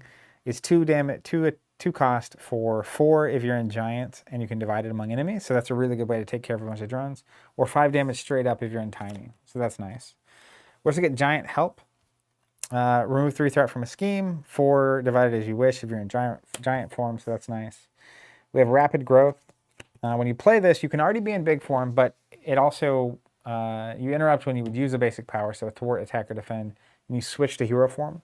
It's really good, I think, as a defensive card, because the defense on the big side is 3, and you actually want to be in your tiny mode on your turn. So if you end up needing to defend, you have a defend for 5 if you really, you know, need it, so to speak. I'm probably not going to run Swarm Tactics, but we'll come back to that in a second. We have Red Room Training. While you're in giant form, you gain Retaliate 1. While you're in tiny form, your basic attack gains Piercing. So again, Retaliate 1, just a great way to deal with all those little minions. Wasp Helmet, giant form gets +1 thwart. Tiny form gets +1 attack. Love to see it. We also have the Biosynthetic Wings, gain Aerial. Not that that matters yet, but I'm excited for those traits to be explored. Gamma's the same thing. Interrupt, when you take any amount of damage if you're in tiny hero form, exhaust Biosynthetic Wings, prevent 1 of that damage. Also really good. And then she has 2 Pim Particles. After you spend this card, heal 2 damage from your hero if you're in giant form, or draw a card if you're in tiny form. She's got a little bit better of a resource situation going on than Pietro. Just a little. Minus that friction card. That card's bonkers. Then, of course, Ant-Man, Scott Lang, the signature ally. While you're in giant form, he gets +1 attack. While you're in tiny form, he gets +1 thwart. So 4 for a 3/3. Yeah, that's good. That's good enough to play.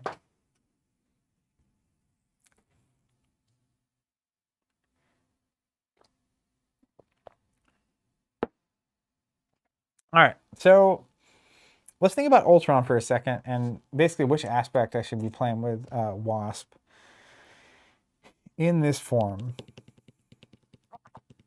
I think I was playing aggression last week. You know, leadership's always good. That's never a problem. I don't know if that's what I would even go at this point.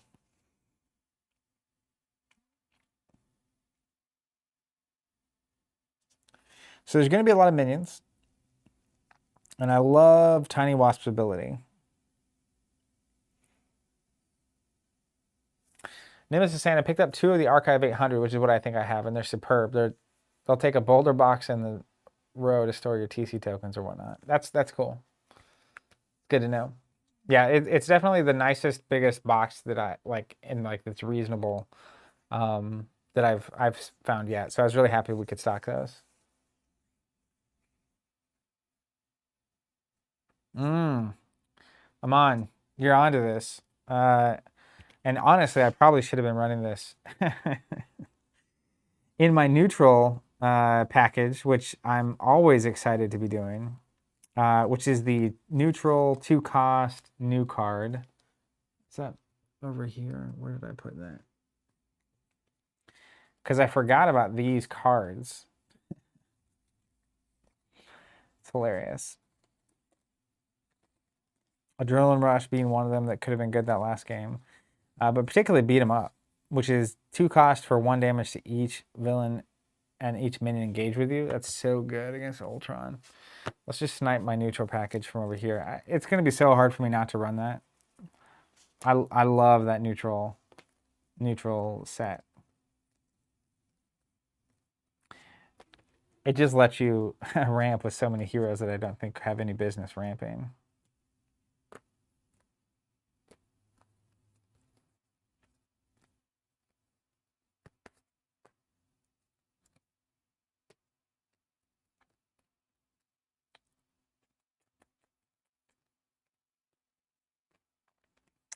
Now you'll notice that Lockjaw did nothing last game. And that's fine. He doesn't have to perform every game. But just thought I'd point that out. How do people in chat feel about Lockjaw? I know thematically a lot of people like Lockjaw, love Lockjaw, like comic fans. But I'm curious what the general consensus on him in the community is.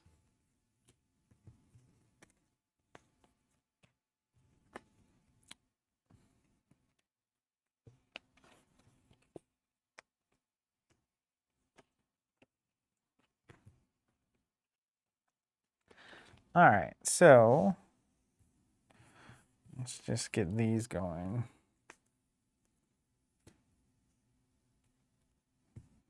How many cards does this put us at? 3, 6, 7, 8, 9, 10, 11, 12, 13, 14, 15, 16, 17, 18.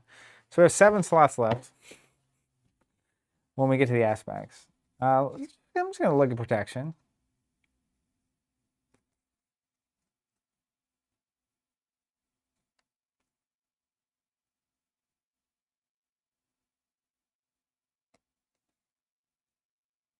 Sidestep's interesting with Wasp because if you can kill a drone with it, then he's going to get to do a free damage as well. It's 2 damage out of that.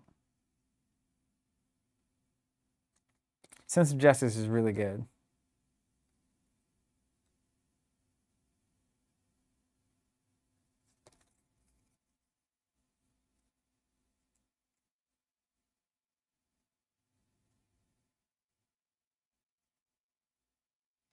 David, appreciate that. Saying, by the way, the roads in here in OKC are worse than they were around lunchtime. Not sure if it's the same in Tulsa. Yeah, that's why I'm probably gonna play one more game because I want to get out of here before it starts getting dark and crazy and beat the traffic. I do not want to be caught in the traffic in this kind of weather. Aman, I really appreciate that. Saying, thanks so much for the quality content. You make my Mondays the best day of the week. There's a lot of Marvel Champions content, but hardly any streams. Well, I'm super happy to be here, and I love that comment. Helping Mondays be better is quite an achievement. So glad you've been enjoying the content. Daniel asking, have you seen the John Bjorn aggression builds with Quicksilver specifically? Elliot saying Lockjaw just makes me smile. That's awesome. Slymaster says, hey guys, I've been very sick with Corona. Super sorry to hear that, man. I missed you. How's Quicksilver? He seems very fun. If you start the stream over, or if you watch the stream afterwards, I literally go through all his cards, build a deck, and play with him first thing. He was a blast. Steven's gonna love playing with him next time we play.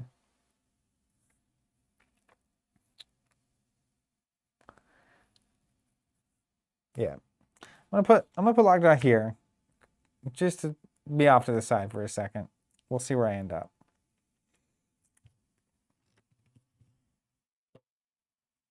Daniel Crawley saying Quicksilver and Jarnbjorn seems OP with friction resistance. Yeah, that would be very good.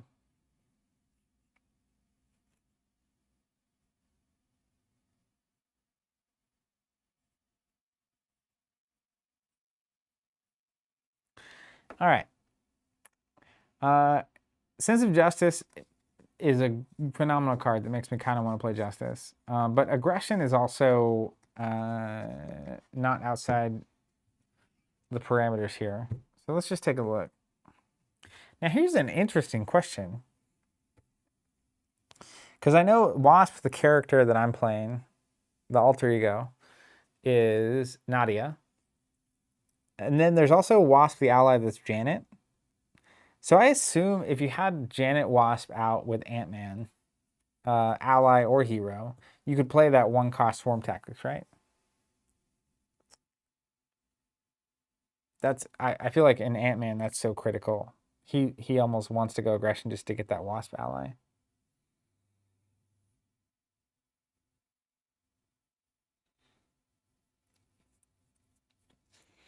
Let's take a look at aggression. Now I already have 4 allies, so I don't need a ton of allies here. I don't think Hulk's the ticket because I have a lot of menthol going on.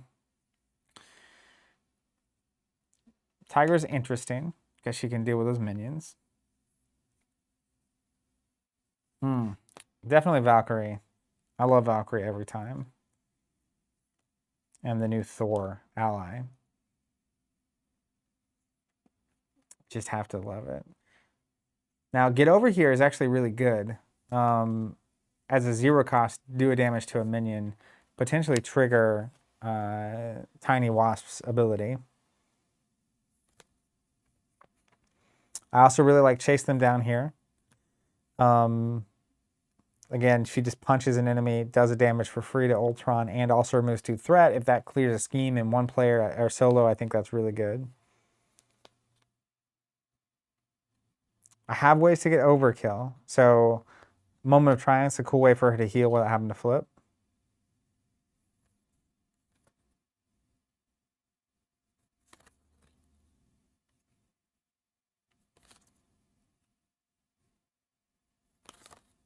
I think Relentless Assault is good in this match.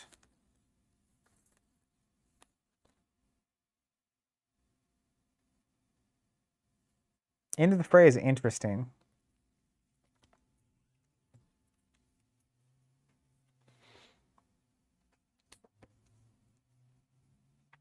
Appreciate the feedback, Amon. Saying loves the fact that we read and listen to the chat. It makes the streams more engaging. It's way more interesting for us. I mean, just hanging out playing games with Steven is really boring sometimes. Just kidding. It really is cool. It has helped tremendously during the pandemic to feel like we're still, as an introvert, it's kind of the best form of like socializing. Because obviously, like you can walk out of the room or turn it off at any point. It's fine. But yeah, it's been amazing. Jason says Steven's not here, so you can play a deck that's over 40 cards.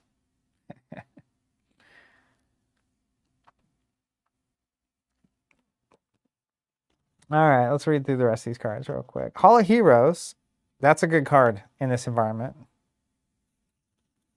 because there's going to be a ton of minions, like all the time.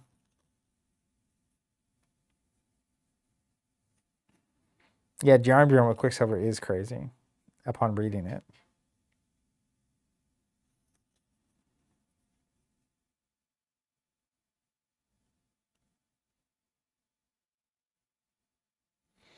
Battle Fury is interesting. There's a lot of good aggression cards.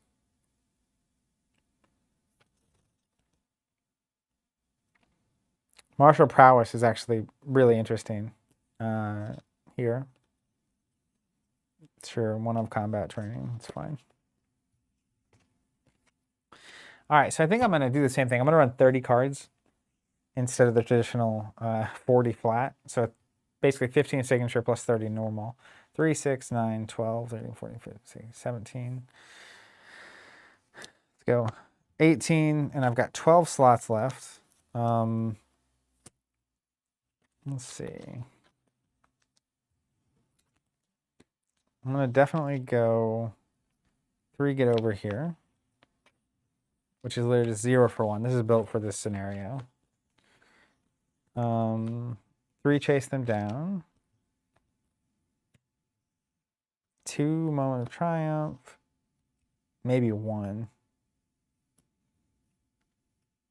Let's put these here. Relentless Assault seems good. That's 9, 10, 11. So I technically have 1 spot. Let's say it's Thor, because I love Thor. I don't think Tiger's going to end up making the cut. Oh, I forgot about these cards too. Okay, this is good. It's a quality problem. I'm basically deciding whether how neutral I'm going to be. What's my, let's look at Wasp. 11 health, that's pretty good. What's her recovery? 3, okay. So I had endurance and downtime last time. I think I'm going to cut them to make way for more cards that I want to play. I didn't really get to make use of them. That might just be Quicksilver doing Quicksilver things, but we will see.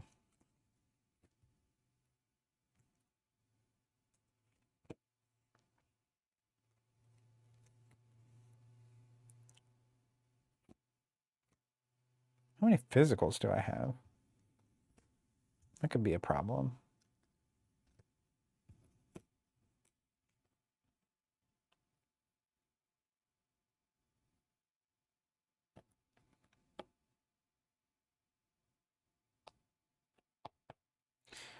You know, that's a good point. So in giant mode, I can do a bunch of damage to things all at once.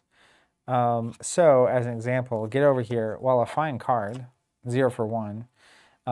Something like, where's that card? Skilled Strike is, +2 in general. But then when I'm in giant form, I can divide that damage among them. So that's interesting. But, you know, the real question mark for me is like, well, that's one way to deal with a bunch of those minions if they get too deep. I don't know that they will get super deep. So like even flipping and having a 3 is probably going to be fine.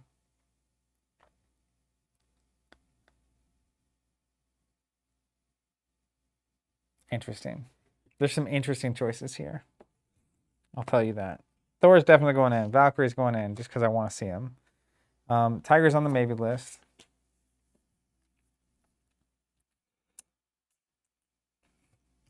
Then I got to make some decisions over here. JC, is that Lockjaw? It is. Dave Whitwell saying, whoops, focus went out. Is it still out of focus?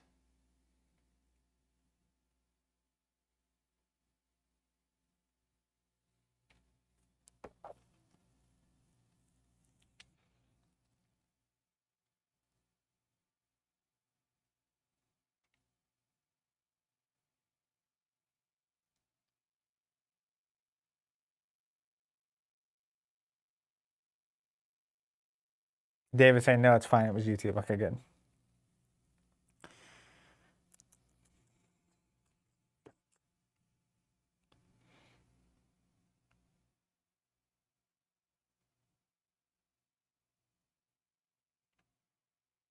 That's true. Even if you don't need it with giant form, Skilled Strike lets you divide. So I'm going to get over here, back on the short list. Skilled Strike's going in. I think generic +2 is better than 1 damage from get over here.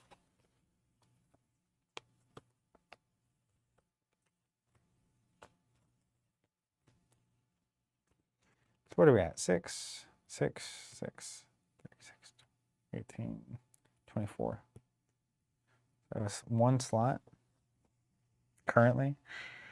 Let's go down to 2 Relentless Assault. I'm going to have so many opportunities for chase them down. I think that's no way I get rid of that. And then I basically have 2 spots left. So I think I'm going to go...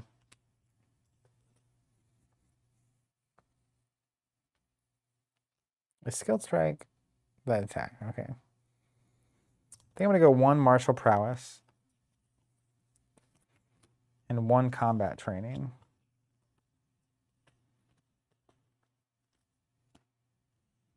Let's see what this looks like.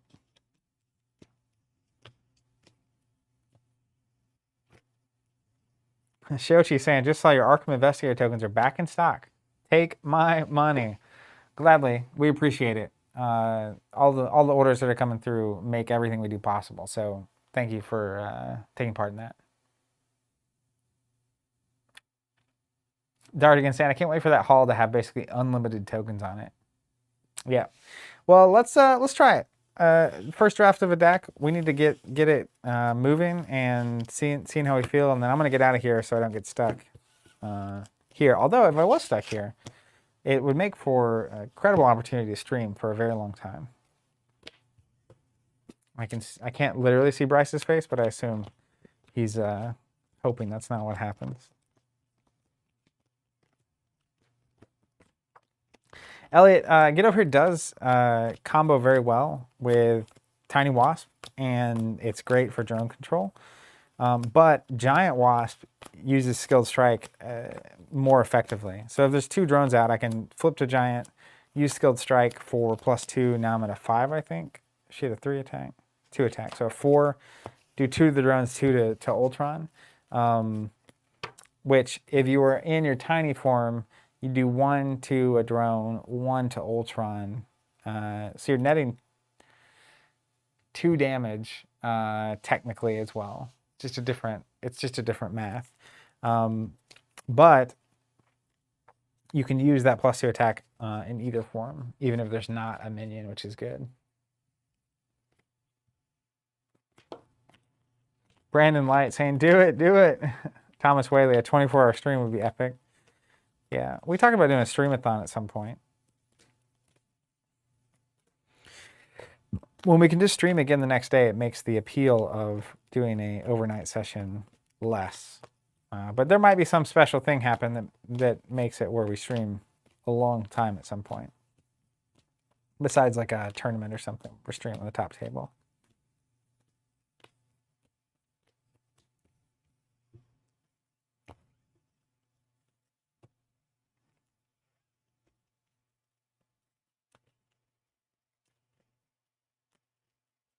Andrew is saying, any recommendations on large water bottles? Asking for a friend. Yeah, Steam's not here, so that deal doesn't apply anymore. It's in the contract. David Whitfield, is Tulsa getting snow? It looks very foggy. So we're getting ice and very cold weather. So the ice isn't going anywhere. And particularly at night,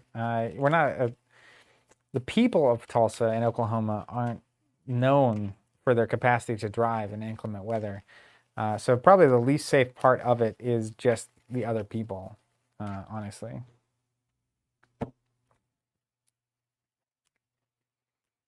All right, let's go, Nadia.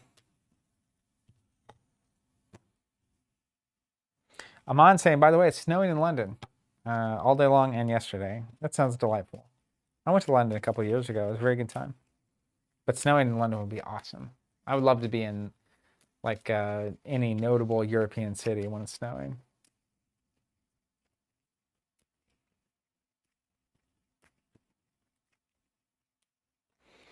All right, hand size is 6.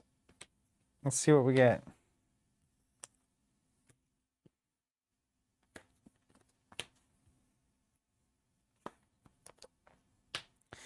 All right, powering all of us to help pay for a Quinn carrier. I want to be in tiny form. She is an Avenger in both, right? So I can use Pin Particles to draw a card off of that. So then I'll have 2 resources floating. If I'm in tiny form, this is technically a 5 damage. Attack. Floating. That I can pay for with that.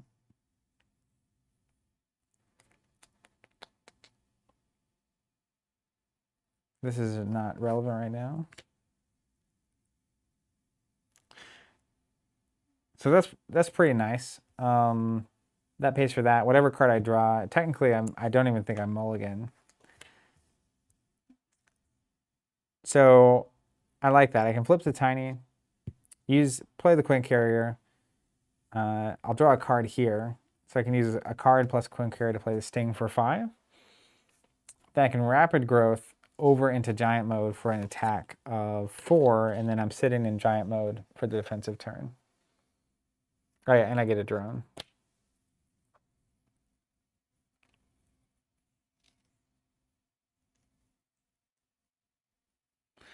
All right, I think I'm just going to keep my hand. Let's do that. I'm going to flip to tiny. I'm going to play a Quinn carrier using these 2 cards. Powering all of us, so good. Pin Particles, because I'm in tiny form, is going to draw me a card. Only way this gets more interesting, if it's a 2, it's not. It's my wings. Now I have to think about that. Prevented damage, that could be amazing. Well, but it only works in tiny, so it's not going to work when I'm over in giant mode. I'm going to go aggro. Shocking, I know. Quinn carrier and a card to play Wasp Sting. I'm in tiny form, so it's just going to do 5 damage. He's down to 17. We basically already won the game. Just kidding. Then I will attack. Interrupt. I'll play Rapid Growth. When I use one of my basic abilities, I flip to giant form. Get +2. So I'm attacking for 4. He's going to go down to 13.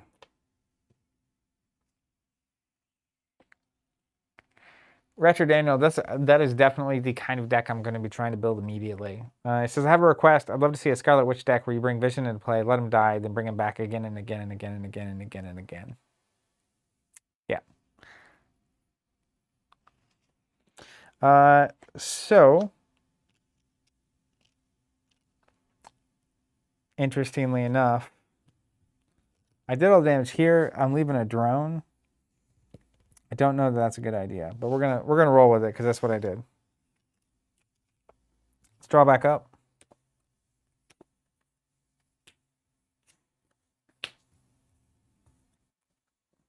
Oh yes, this could be very good. Start the round. 1 on. I'm gonna block it for 3. So 4, 5, and he heals 1 for each drone minion. It's gonna be 2. Minus my 3, I take 2 damage because I blocked for 3. Then the drones are gonna attack me for 1 each.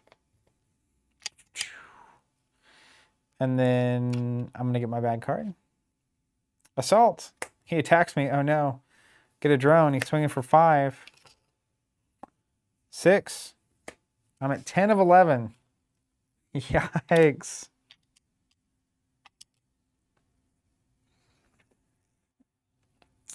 All right. That's something.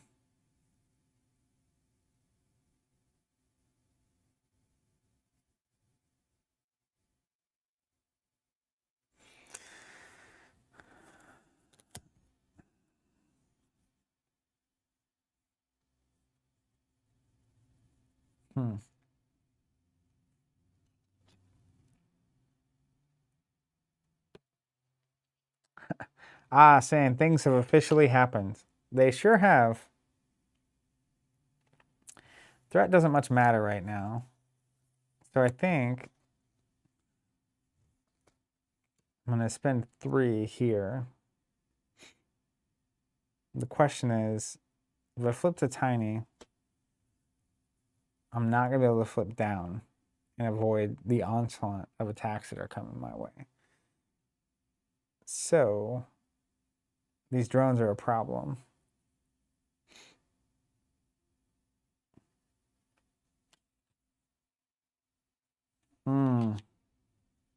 I need to be able to do my basic attack to clear the drones out.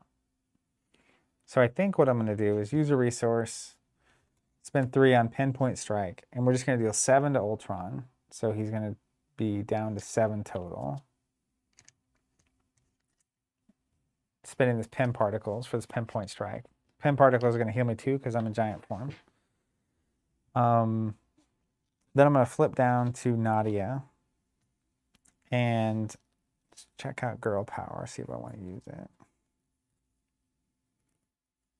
I think I will. I'm going to shuffle a pinpoint strike and a wasp sting back into my deck.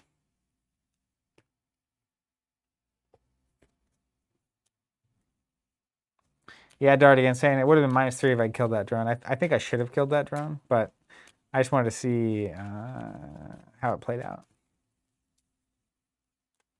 Pim's a wild, so I can't trigger that with her action.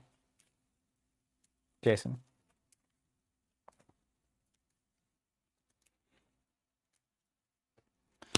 All right. Then as far as these go, I'm actually just going to pitch.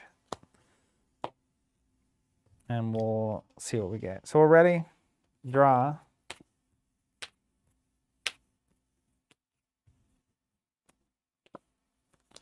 What I'm really looking for is the 2 cost, do 1 to everything. That would have been the most helpful thing here. Didn't get it.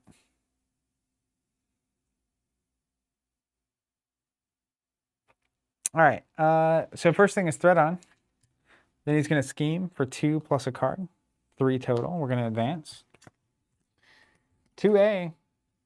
As you pursue Ultron, you receive a distress call from the North America. We've already read this. When revealed, each player puts the top card of the deck into play face down with him as a drone minion. Assault on NORAD, after placing threat here during step 1 of the villain phase, either place 2 threat here or put the top card of your deck engage with you as a drone. Then all 4 of those are going to scheme.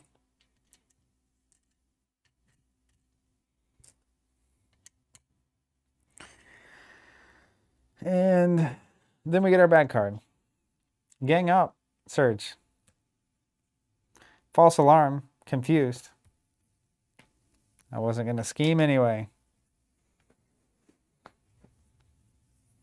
All right.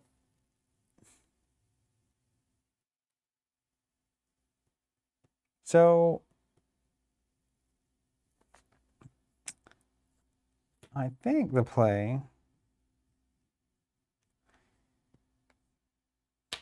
is get Hall of Heroes in with 1, let's say 2. Switch to giant form.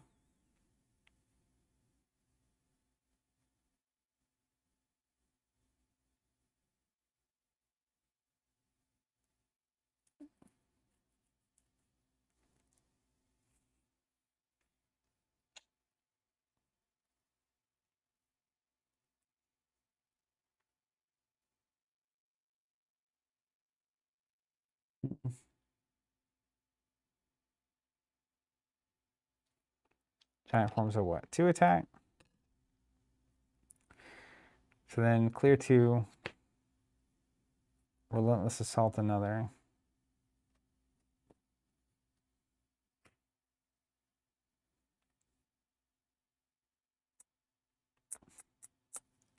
Then hope he doesn't attack me twice. But he's gonna attack and we're gonna get 2 minions. This is bad.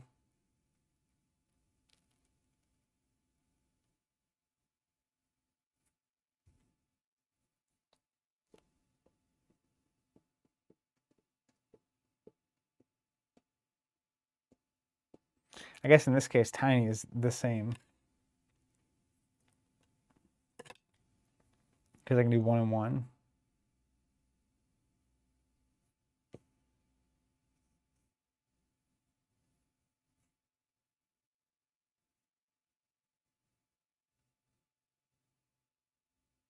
Well, let's start here and here to play Hall of Heroes.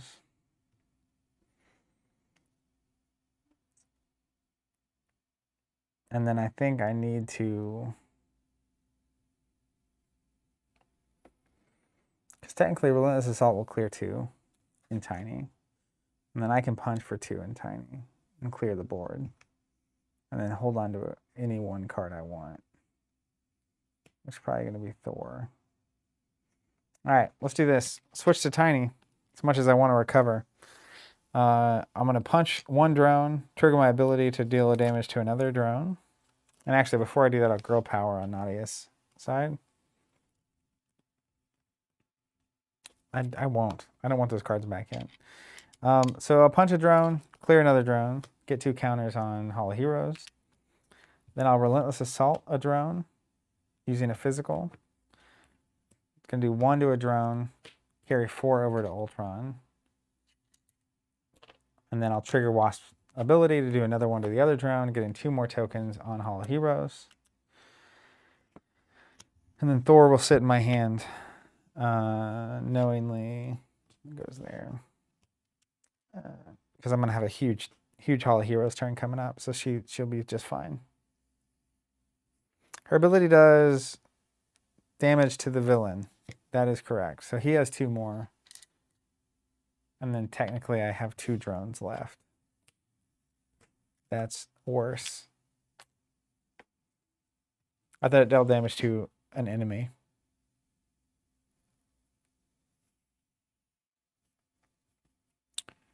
In which case, I'm going to instead flip to Giant Wasp. Swing, do the 2 damage here, divide it, give him his 2 health back. Then use the assault to do it and have 1 minion left and a card in hand. And 3 tokens on Hall of Heroes.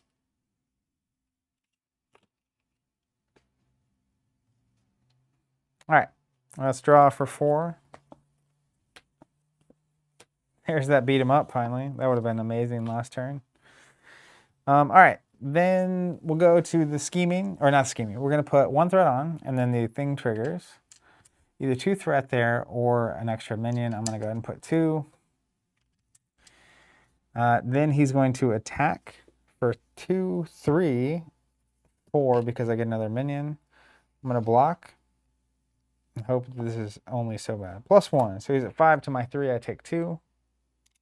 And then I die from the minions. All right, we're going to try that again. See what time it is. All right. I feel like that could have gone better. Oh. Siri trying to get in there.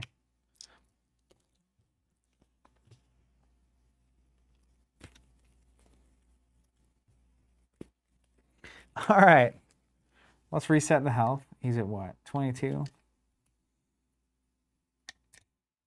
And this is back to 0. I do feel like every time I play this solo, like I feel like if I played this regularly solo, I would jam these games so fast. This would be so good.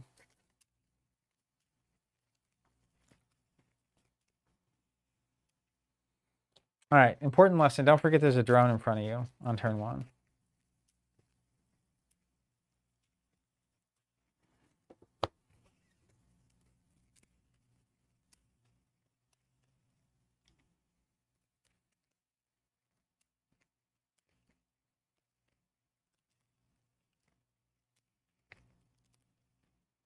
All right. First card goes down as a minion.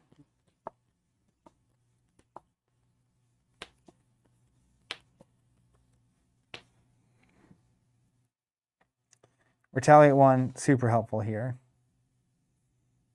Beat 'em up, also not bad. If I end up having a spare resource, that's what I'm going to do.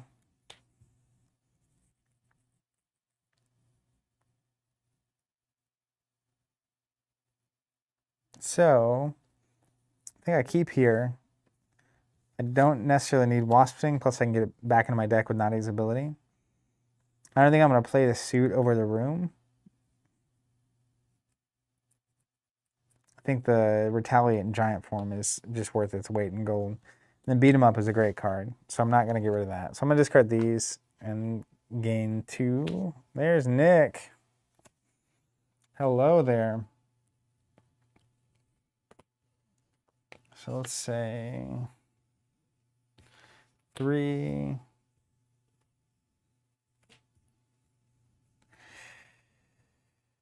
I think weirdly Beat 'em up is the card to pitch here because I'd rather get red room training into play.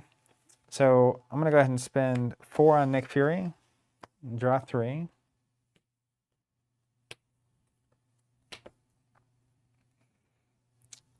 Let's use Wasp's ability. No, not yet. This is definitely getting played here and here. And I've got 1, 2, perfect. Okay, I'm going to play a Helicarrier. I'm going to use Girl Power on Nadia to shuffle a Pinpoint Strike and a Genius back into my deck. I'm going to use this resource and this card to play Red Room Training. And then I'm going to flip into Giant form.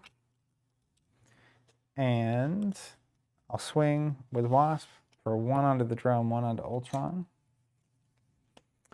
And then I'll swing with Nick Fury for 2 more onto Ultron.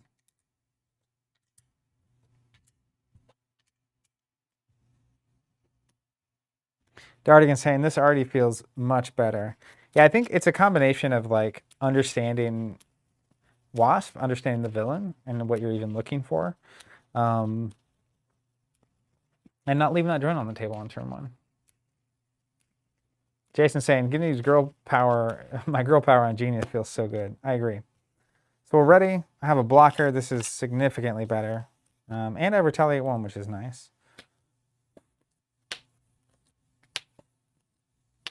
Oh yeah, now I have all of the answers. All right, first things first, we're gonna go, make sure these are nice. 1 threat on, then he's gonna attack me. I get a drone. So I'll block with Nick. He's at 2, 3, 4, 5. Thank you, Nick.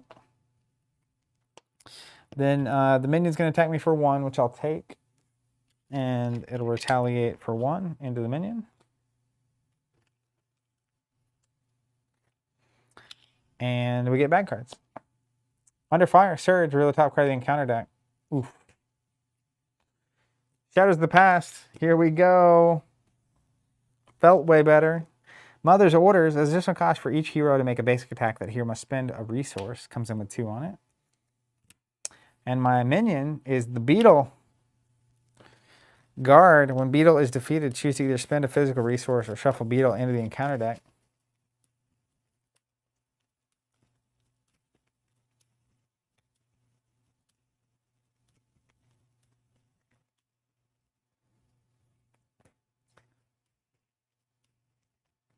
Then the next card is False Alarm.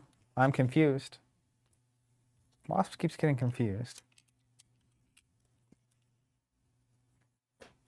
That's that bomb scare card. I was wondering why I hadn't seen that, whatever that card was in a long time.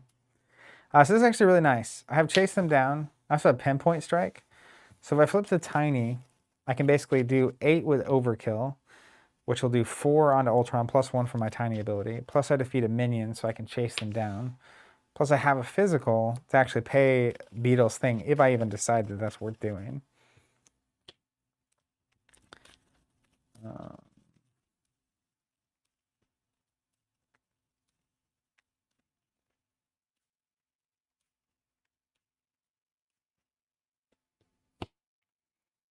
All right, let's think about this. So I do think Pinpoint is the way to go here. I'm gonna need 3 for that. So I basically have 1. It's essentially the perfect hand for this moment. So let's do it. I'm gonna flip down to Tiny.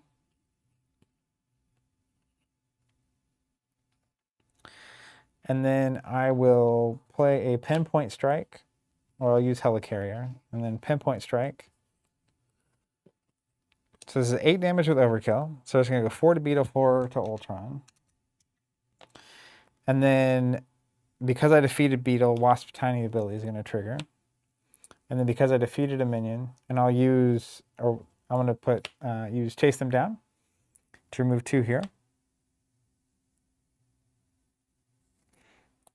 And I haven't done a basic attack yet, so that's good.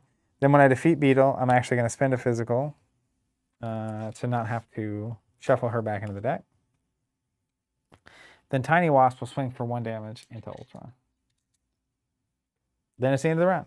So we're ready, draw, and repeat.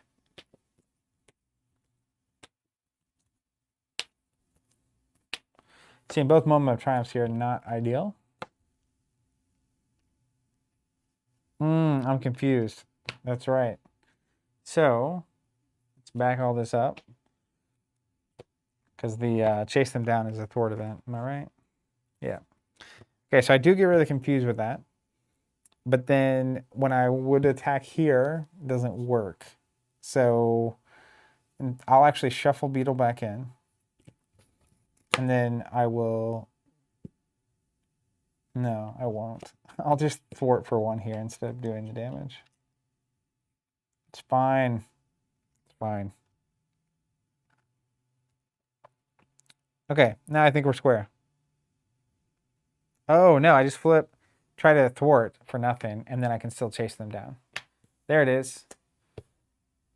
There it is. Big brain time.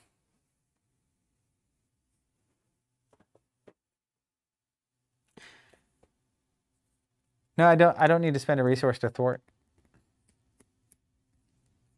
Mother's orders is only attacks. Is Beetle her mom? I get it. I see what's happening. All right, so first thing, 1 threat on. Then he's going to attack. He's going to create a drone. 2 plus, or 3 plus a card. I'm just going to take it. 3, 4, 5.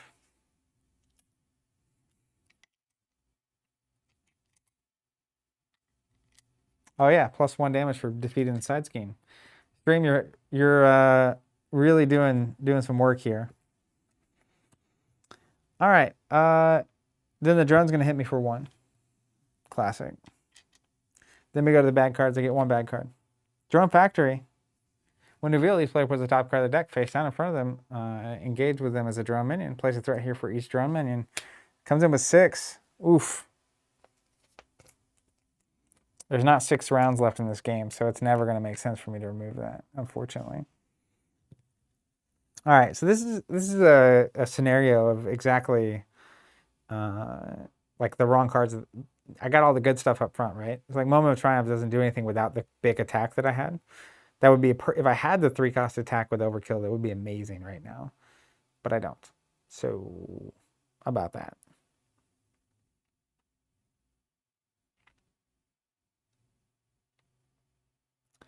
So either form right now can take out both minions.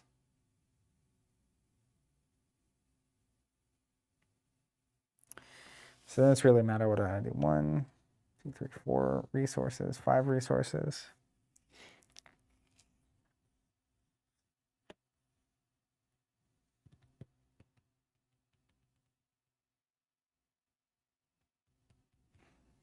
Yeah, I only have Retaliate in giant form.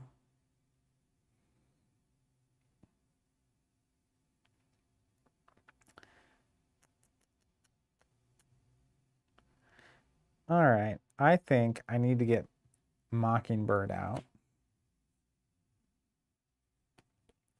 so that I can basically defeat and stay where I'm at.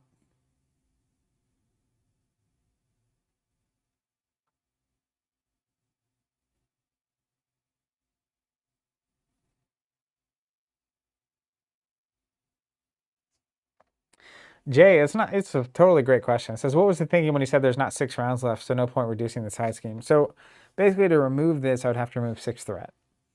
And so this only, it's 1 acceleration token, right? So the game would have to go for 7 rounds before this is more painful than actually leaving it on the table. Because it would cost me 6 removal to get this off the table. So it's basically not going to be worse for me unless the game's going to at least go on 7 more turns.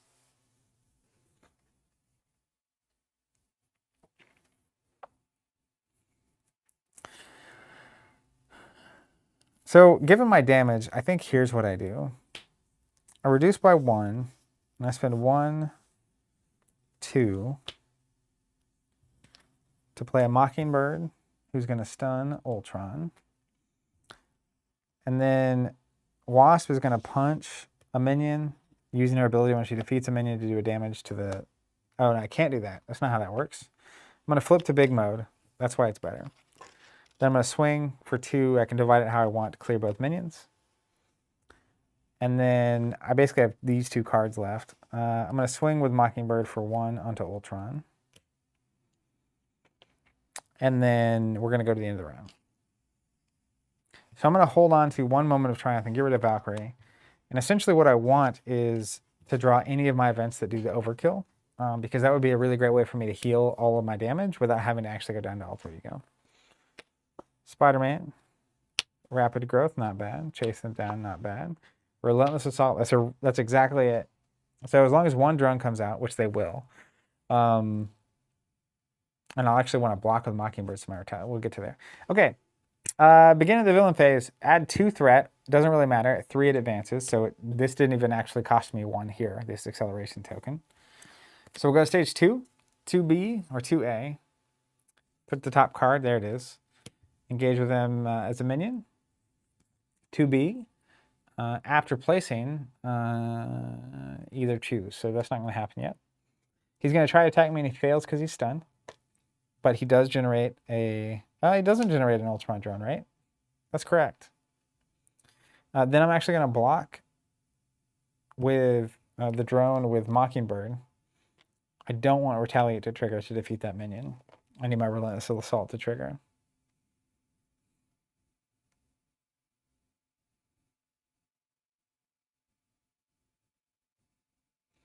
I'm on... Triumph does actually trigger to any of the damages to overkill, even though the damage is being put somewhere else.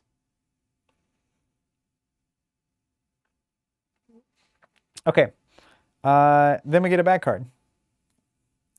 Invasion AI. When revealed, each player discards the top 3 cards of their deck. Comes in with 3 threat on.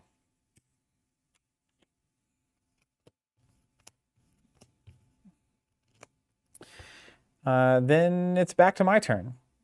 So here's what I'm looking at. I need to pay a physical with Relentless. So that's going to end up being, unfortunately, my Spider-Man and my Helicarrier, which is going to do 1 here, 4 to Ultron, heal for 4, remove 2 threat from invasive AI.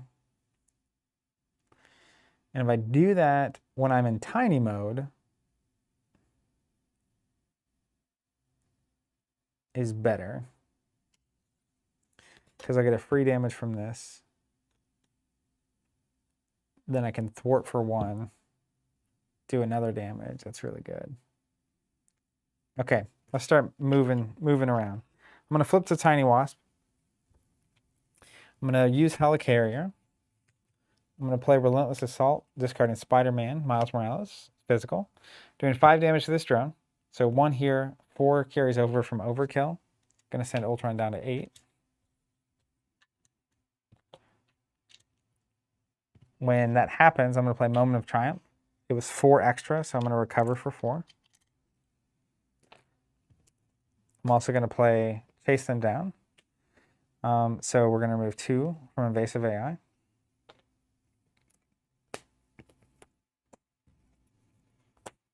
Then Wasp is going to actually thwart for 1 here. When she clears that scheme, we're going to deal damage to Ultron. Okay, then technically Rapid Growth will stay in hand. That could be a good way to go up to big mode, have Retaliate, and have the bonus defense. So I am going to hold on to that. Drawing 4. Double Rapid Growth. Fun. Start the round, put 1 threat on. Then I have to decide either 2 threat or get a minion.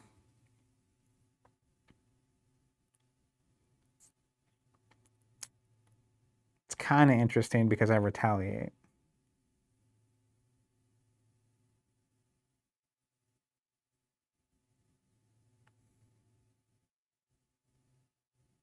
Oh yeah, so I also defeated the minion, so I trigger an extra time on Small Wasp.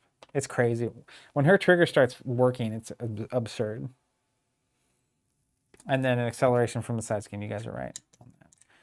So I will go ahead and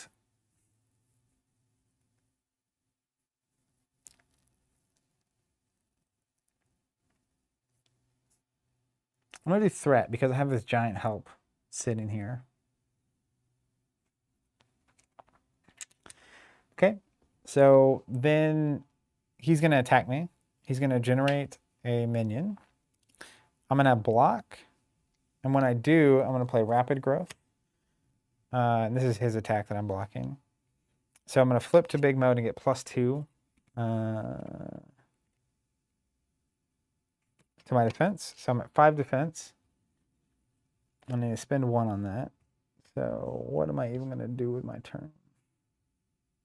I'm going to play a giant help.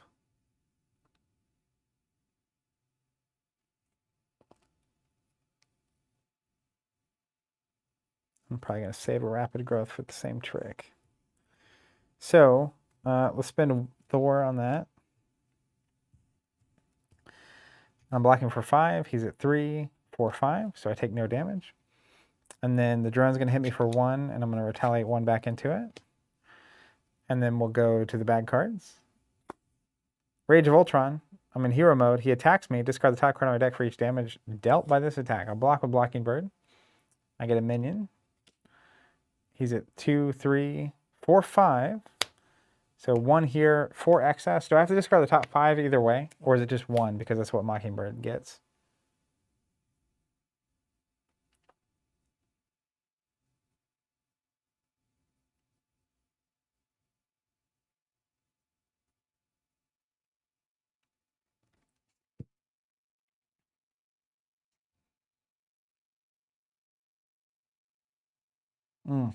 And I retaliate, which makes sense.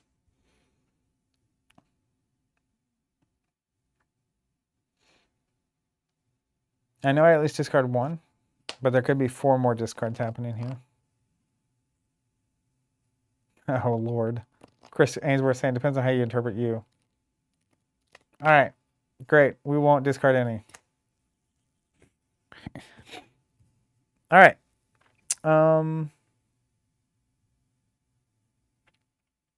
My turn. Well, I don't want to take an Ultron attack. I'll tell you that much. So let's play let's reduce. Play a giant help for 1. Remove 3 threat from a scheme and 4 threat divided as I wish if I'm in giant hero form I am. So we'll just clear this. And then I'm going to actually flip down to Nadia. I'm going to use Girl Power to load the bottom of my deck.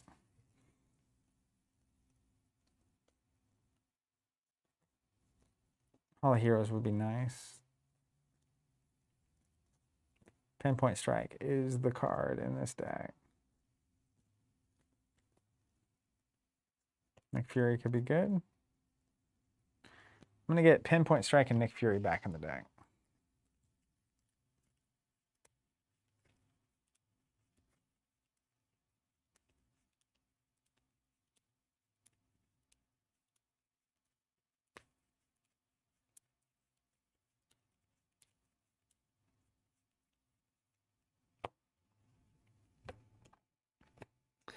And then that'll be the end of the turn. So I'm going to draw back up.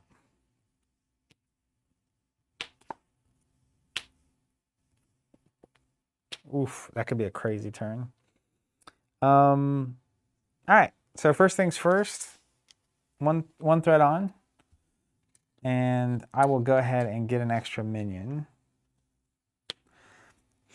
And then he's going to scheme for 2 plus 0. Fortunate.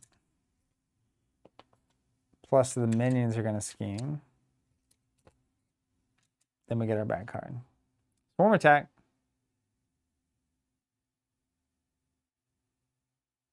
I get an extra minion. Thanks for playing. And an acceleration from the scout scene. You guys are totally on that. All right, back to us. So pen particles makes me want to be in tiny mode. Same with pinpoint strike. So I want to go 1, 2, 3. I'm probably not spending, even if I do this. If I draw 3, I'm going to get a card. I'm going to get 4 cards back.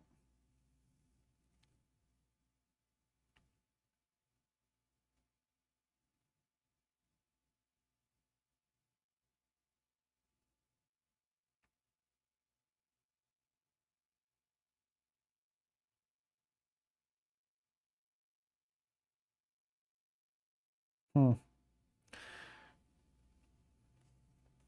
going to save rapid growth because I kind of want to flex up into big mode. All right, we're going to reduce. We're going to play Nick Fury using a pen particles, pinpoint strike, and combat training. So I'm going to draw 1 from Pim. I'm going to draw 3 from Nick.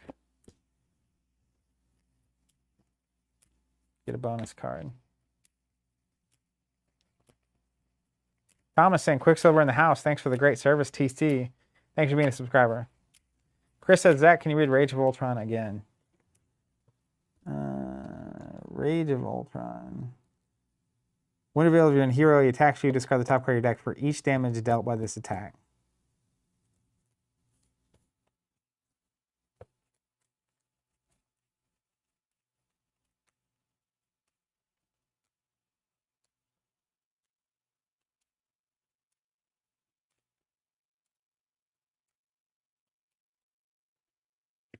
So I drew 3. I get 1 more. Mockingbird. So I have Nick. She's less relevant here. I think the ideal is a pinpoint. Rapid growth into a 4 damage giant attack, which can clear the minions and do damage. So I may as well flip to tiny first.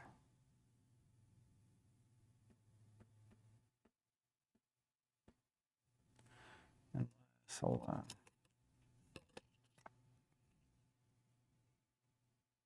I kind of hate wasting the, because I'm hitting for 8.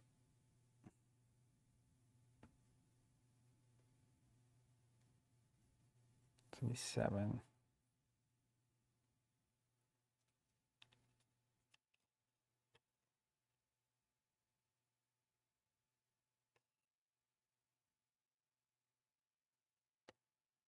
Oh, I have to be tiny to draw the cards from particles. So I'm already in tiny mode.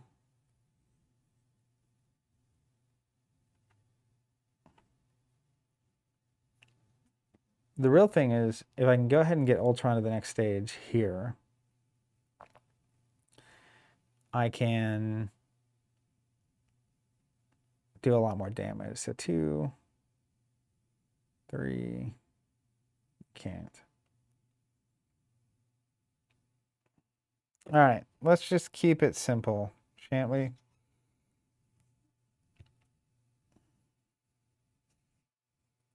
I'm going to pay 3. And I need to, I have a question on the timing of this. For pinpoint strike, so it's doing 8 with overkill to a minion here. So 1, the rest goes here. A few things.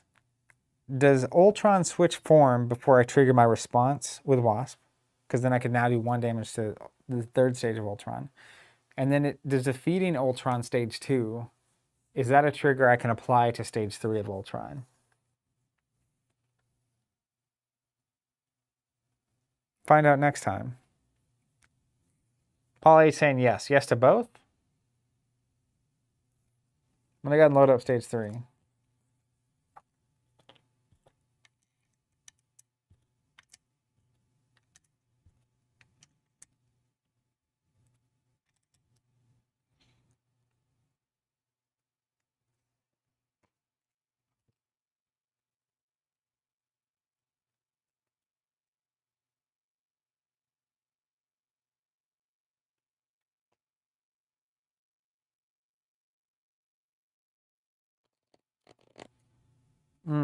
Cold Pizza saying Ultron can't take damage when there's drones out. So there are drones. When he flips to stage 3, I couldn't apply it to him anyway. So that doesn't really much matter. But then against a different villain, I'm curious how that would resolve.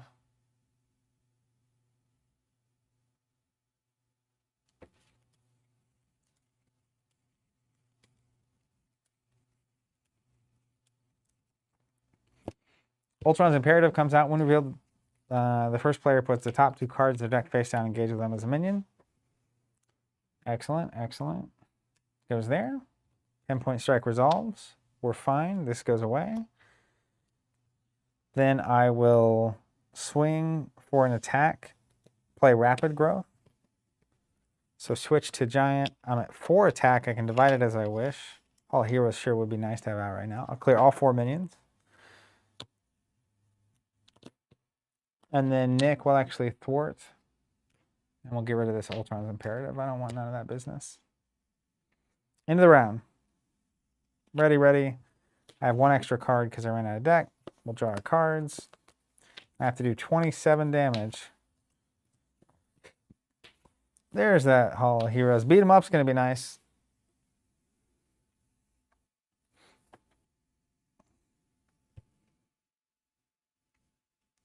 I want a drone.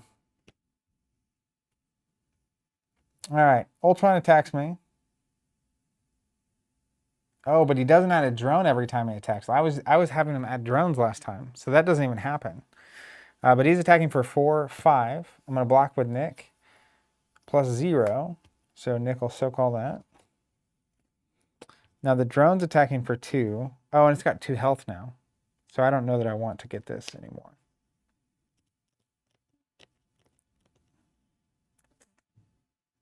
I do. So he'll attack for 2. I'll take 2 and retaliate for 1.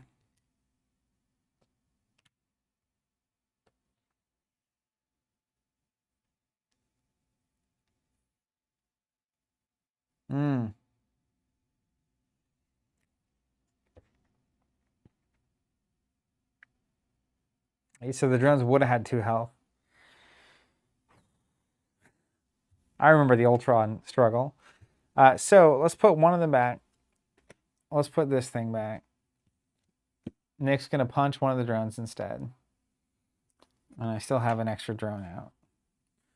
So then I'll put 2 on instead of getting 1 drone.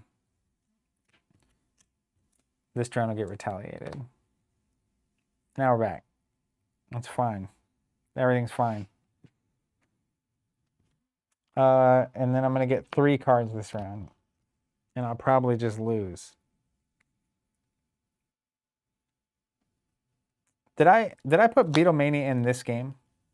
Or should it not be in the deck? No, it should be in the deck.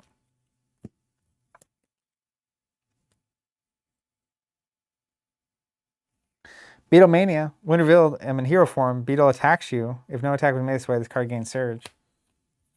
I like that there's a card called Beatlemania. Hydra Bomber. When revealed, choose to either take 2 damage or place a threat on the main scheme. Yikes. I mean, I guess I take 2. It's bad. Assault. The villain attacks you. Oh no.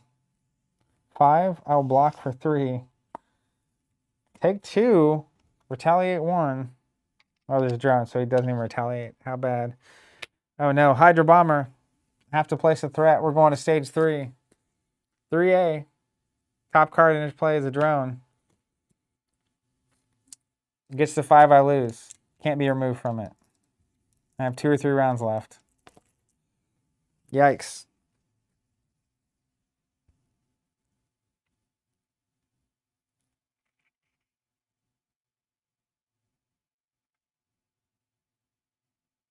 This is not good.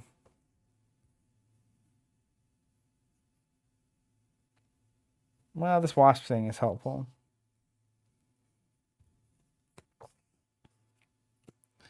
Can basically play Hall of Heroes. Then I can do 4 damage divided as I wish.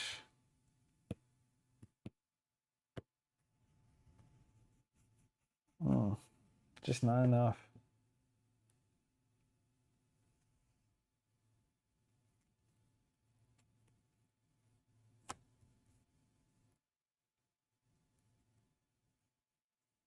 Can do 1 to everything. Then 4 divided as I wish. Just check to the door. Beetlemania says the beetle attacks, right?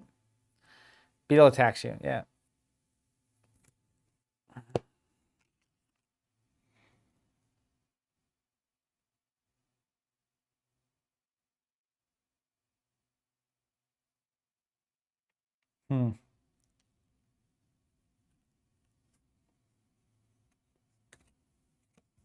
Seems fine.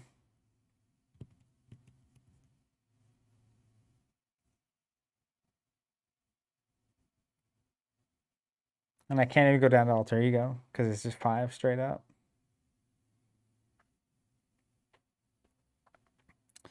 So my best out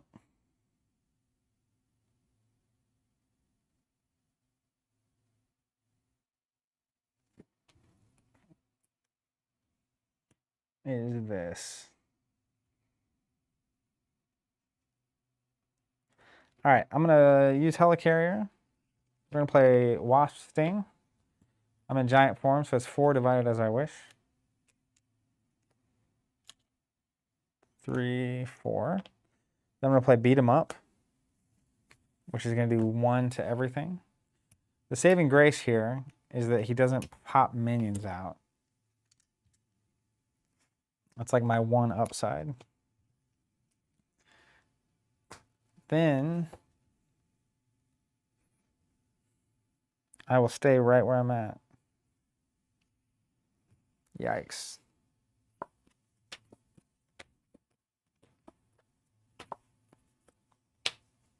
All right. First things first, 2 threat on. Then he's going to attack me. And I have no way to live.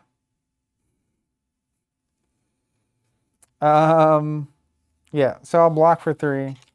He gets 4. And I either spend a mental, which I will, or get a drone. So he does 1 to me. I die. I retaliate for 1. And that's the end of the game. Michael's saying, I think it was possible as long as he hit the drones first. So basically, I'd have to swing for the drones and clear them out while they're at 1 health.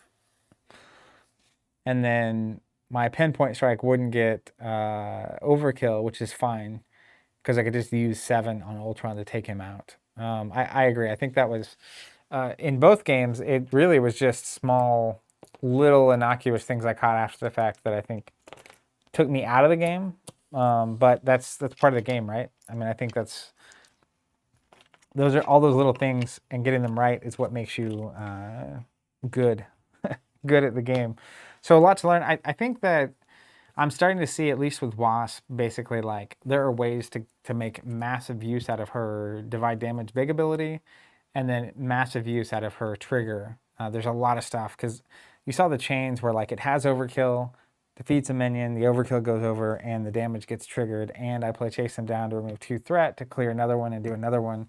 And so when most of your event cards can basically do what they do plus a damage, I think that's a super powerful ability. So I think she's super good. I do think that, like, it reminds me of Black Widow, where the sequencing and the number of things in the order you're doing them are really relevant. And so people that get good with Wasp, I think, will be phenomenal with Wasp. I'm going to go switch to the full camera real quick.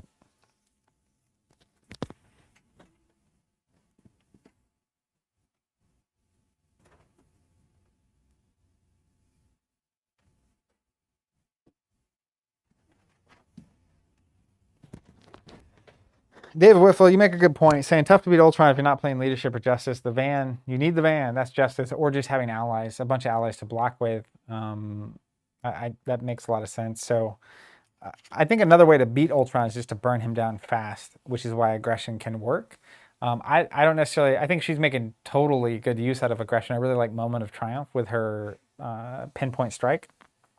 But I'm not sold. I think that she would be very effective on a team as Justice because she can just keep those side schemes clear. But part of what makes Solo kind of bizarre and interesting at the same time is the fact that you only get, especially non-heroic. I mean, I'm used to playing heroic basically, but the reality of basically how many of these bad cards you're seeing. So there are some things where it's like, in two-player heroic, you're kind of just always going to have schemes to be dealing with. But I know when I played solo in the past, like part of the problem with Justice is just that if you don't see a side scheme, so many of your cards are just blank, which is a problem. So I don't know. I'm curious what everyone thinks about Wasp, and more importantly, what aspect do you think makes her makes the most use of her abilities?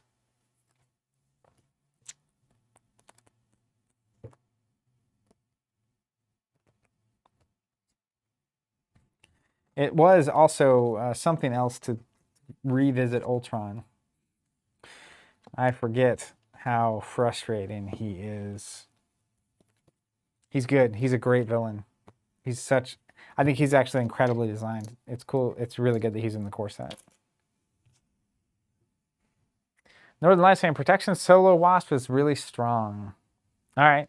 I'll next time I'm on solo, I might try that out. I also really want to try Hulk in solo. Who's played Hulk in solo? Is it good, bad? I feel like Hulk is, or solo is a little more forgiving in some ways because things aren't happening as fast and the numbers are lower, so his attack actually gets more relevant. But he also has some very specific problems that he would have to deal with.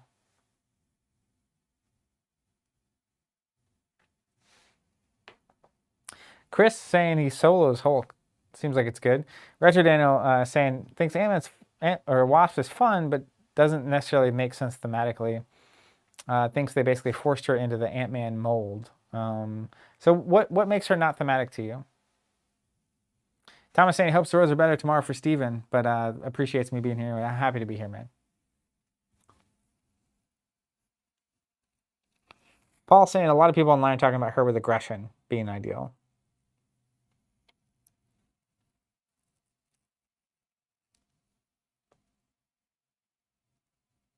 Brandover saying he did not like playing Hulk solo.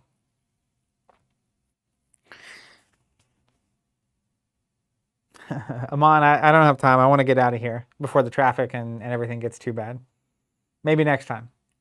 Want me to play Strange just to get the win. I think my Spider-Man aggression deck, I think, could take on this pretty handily.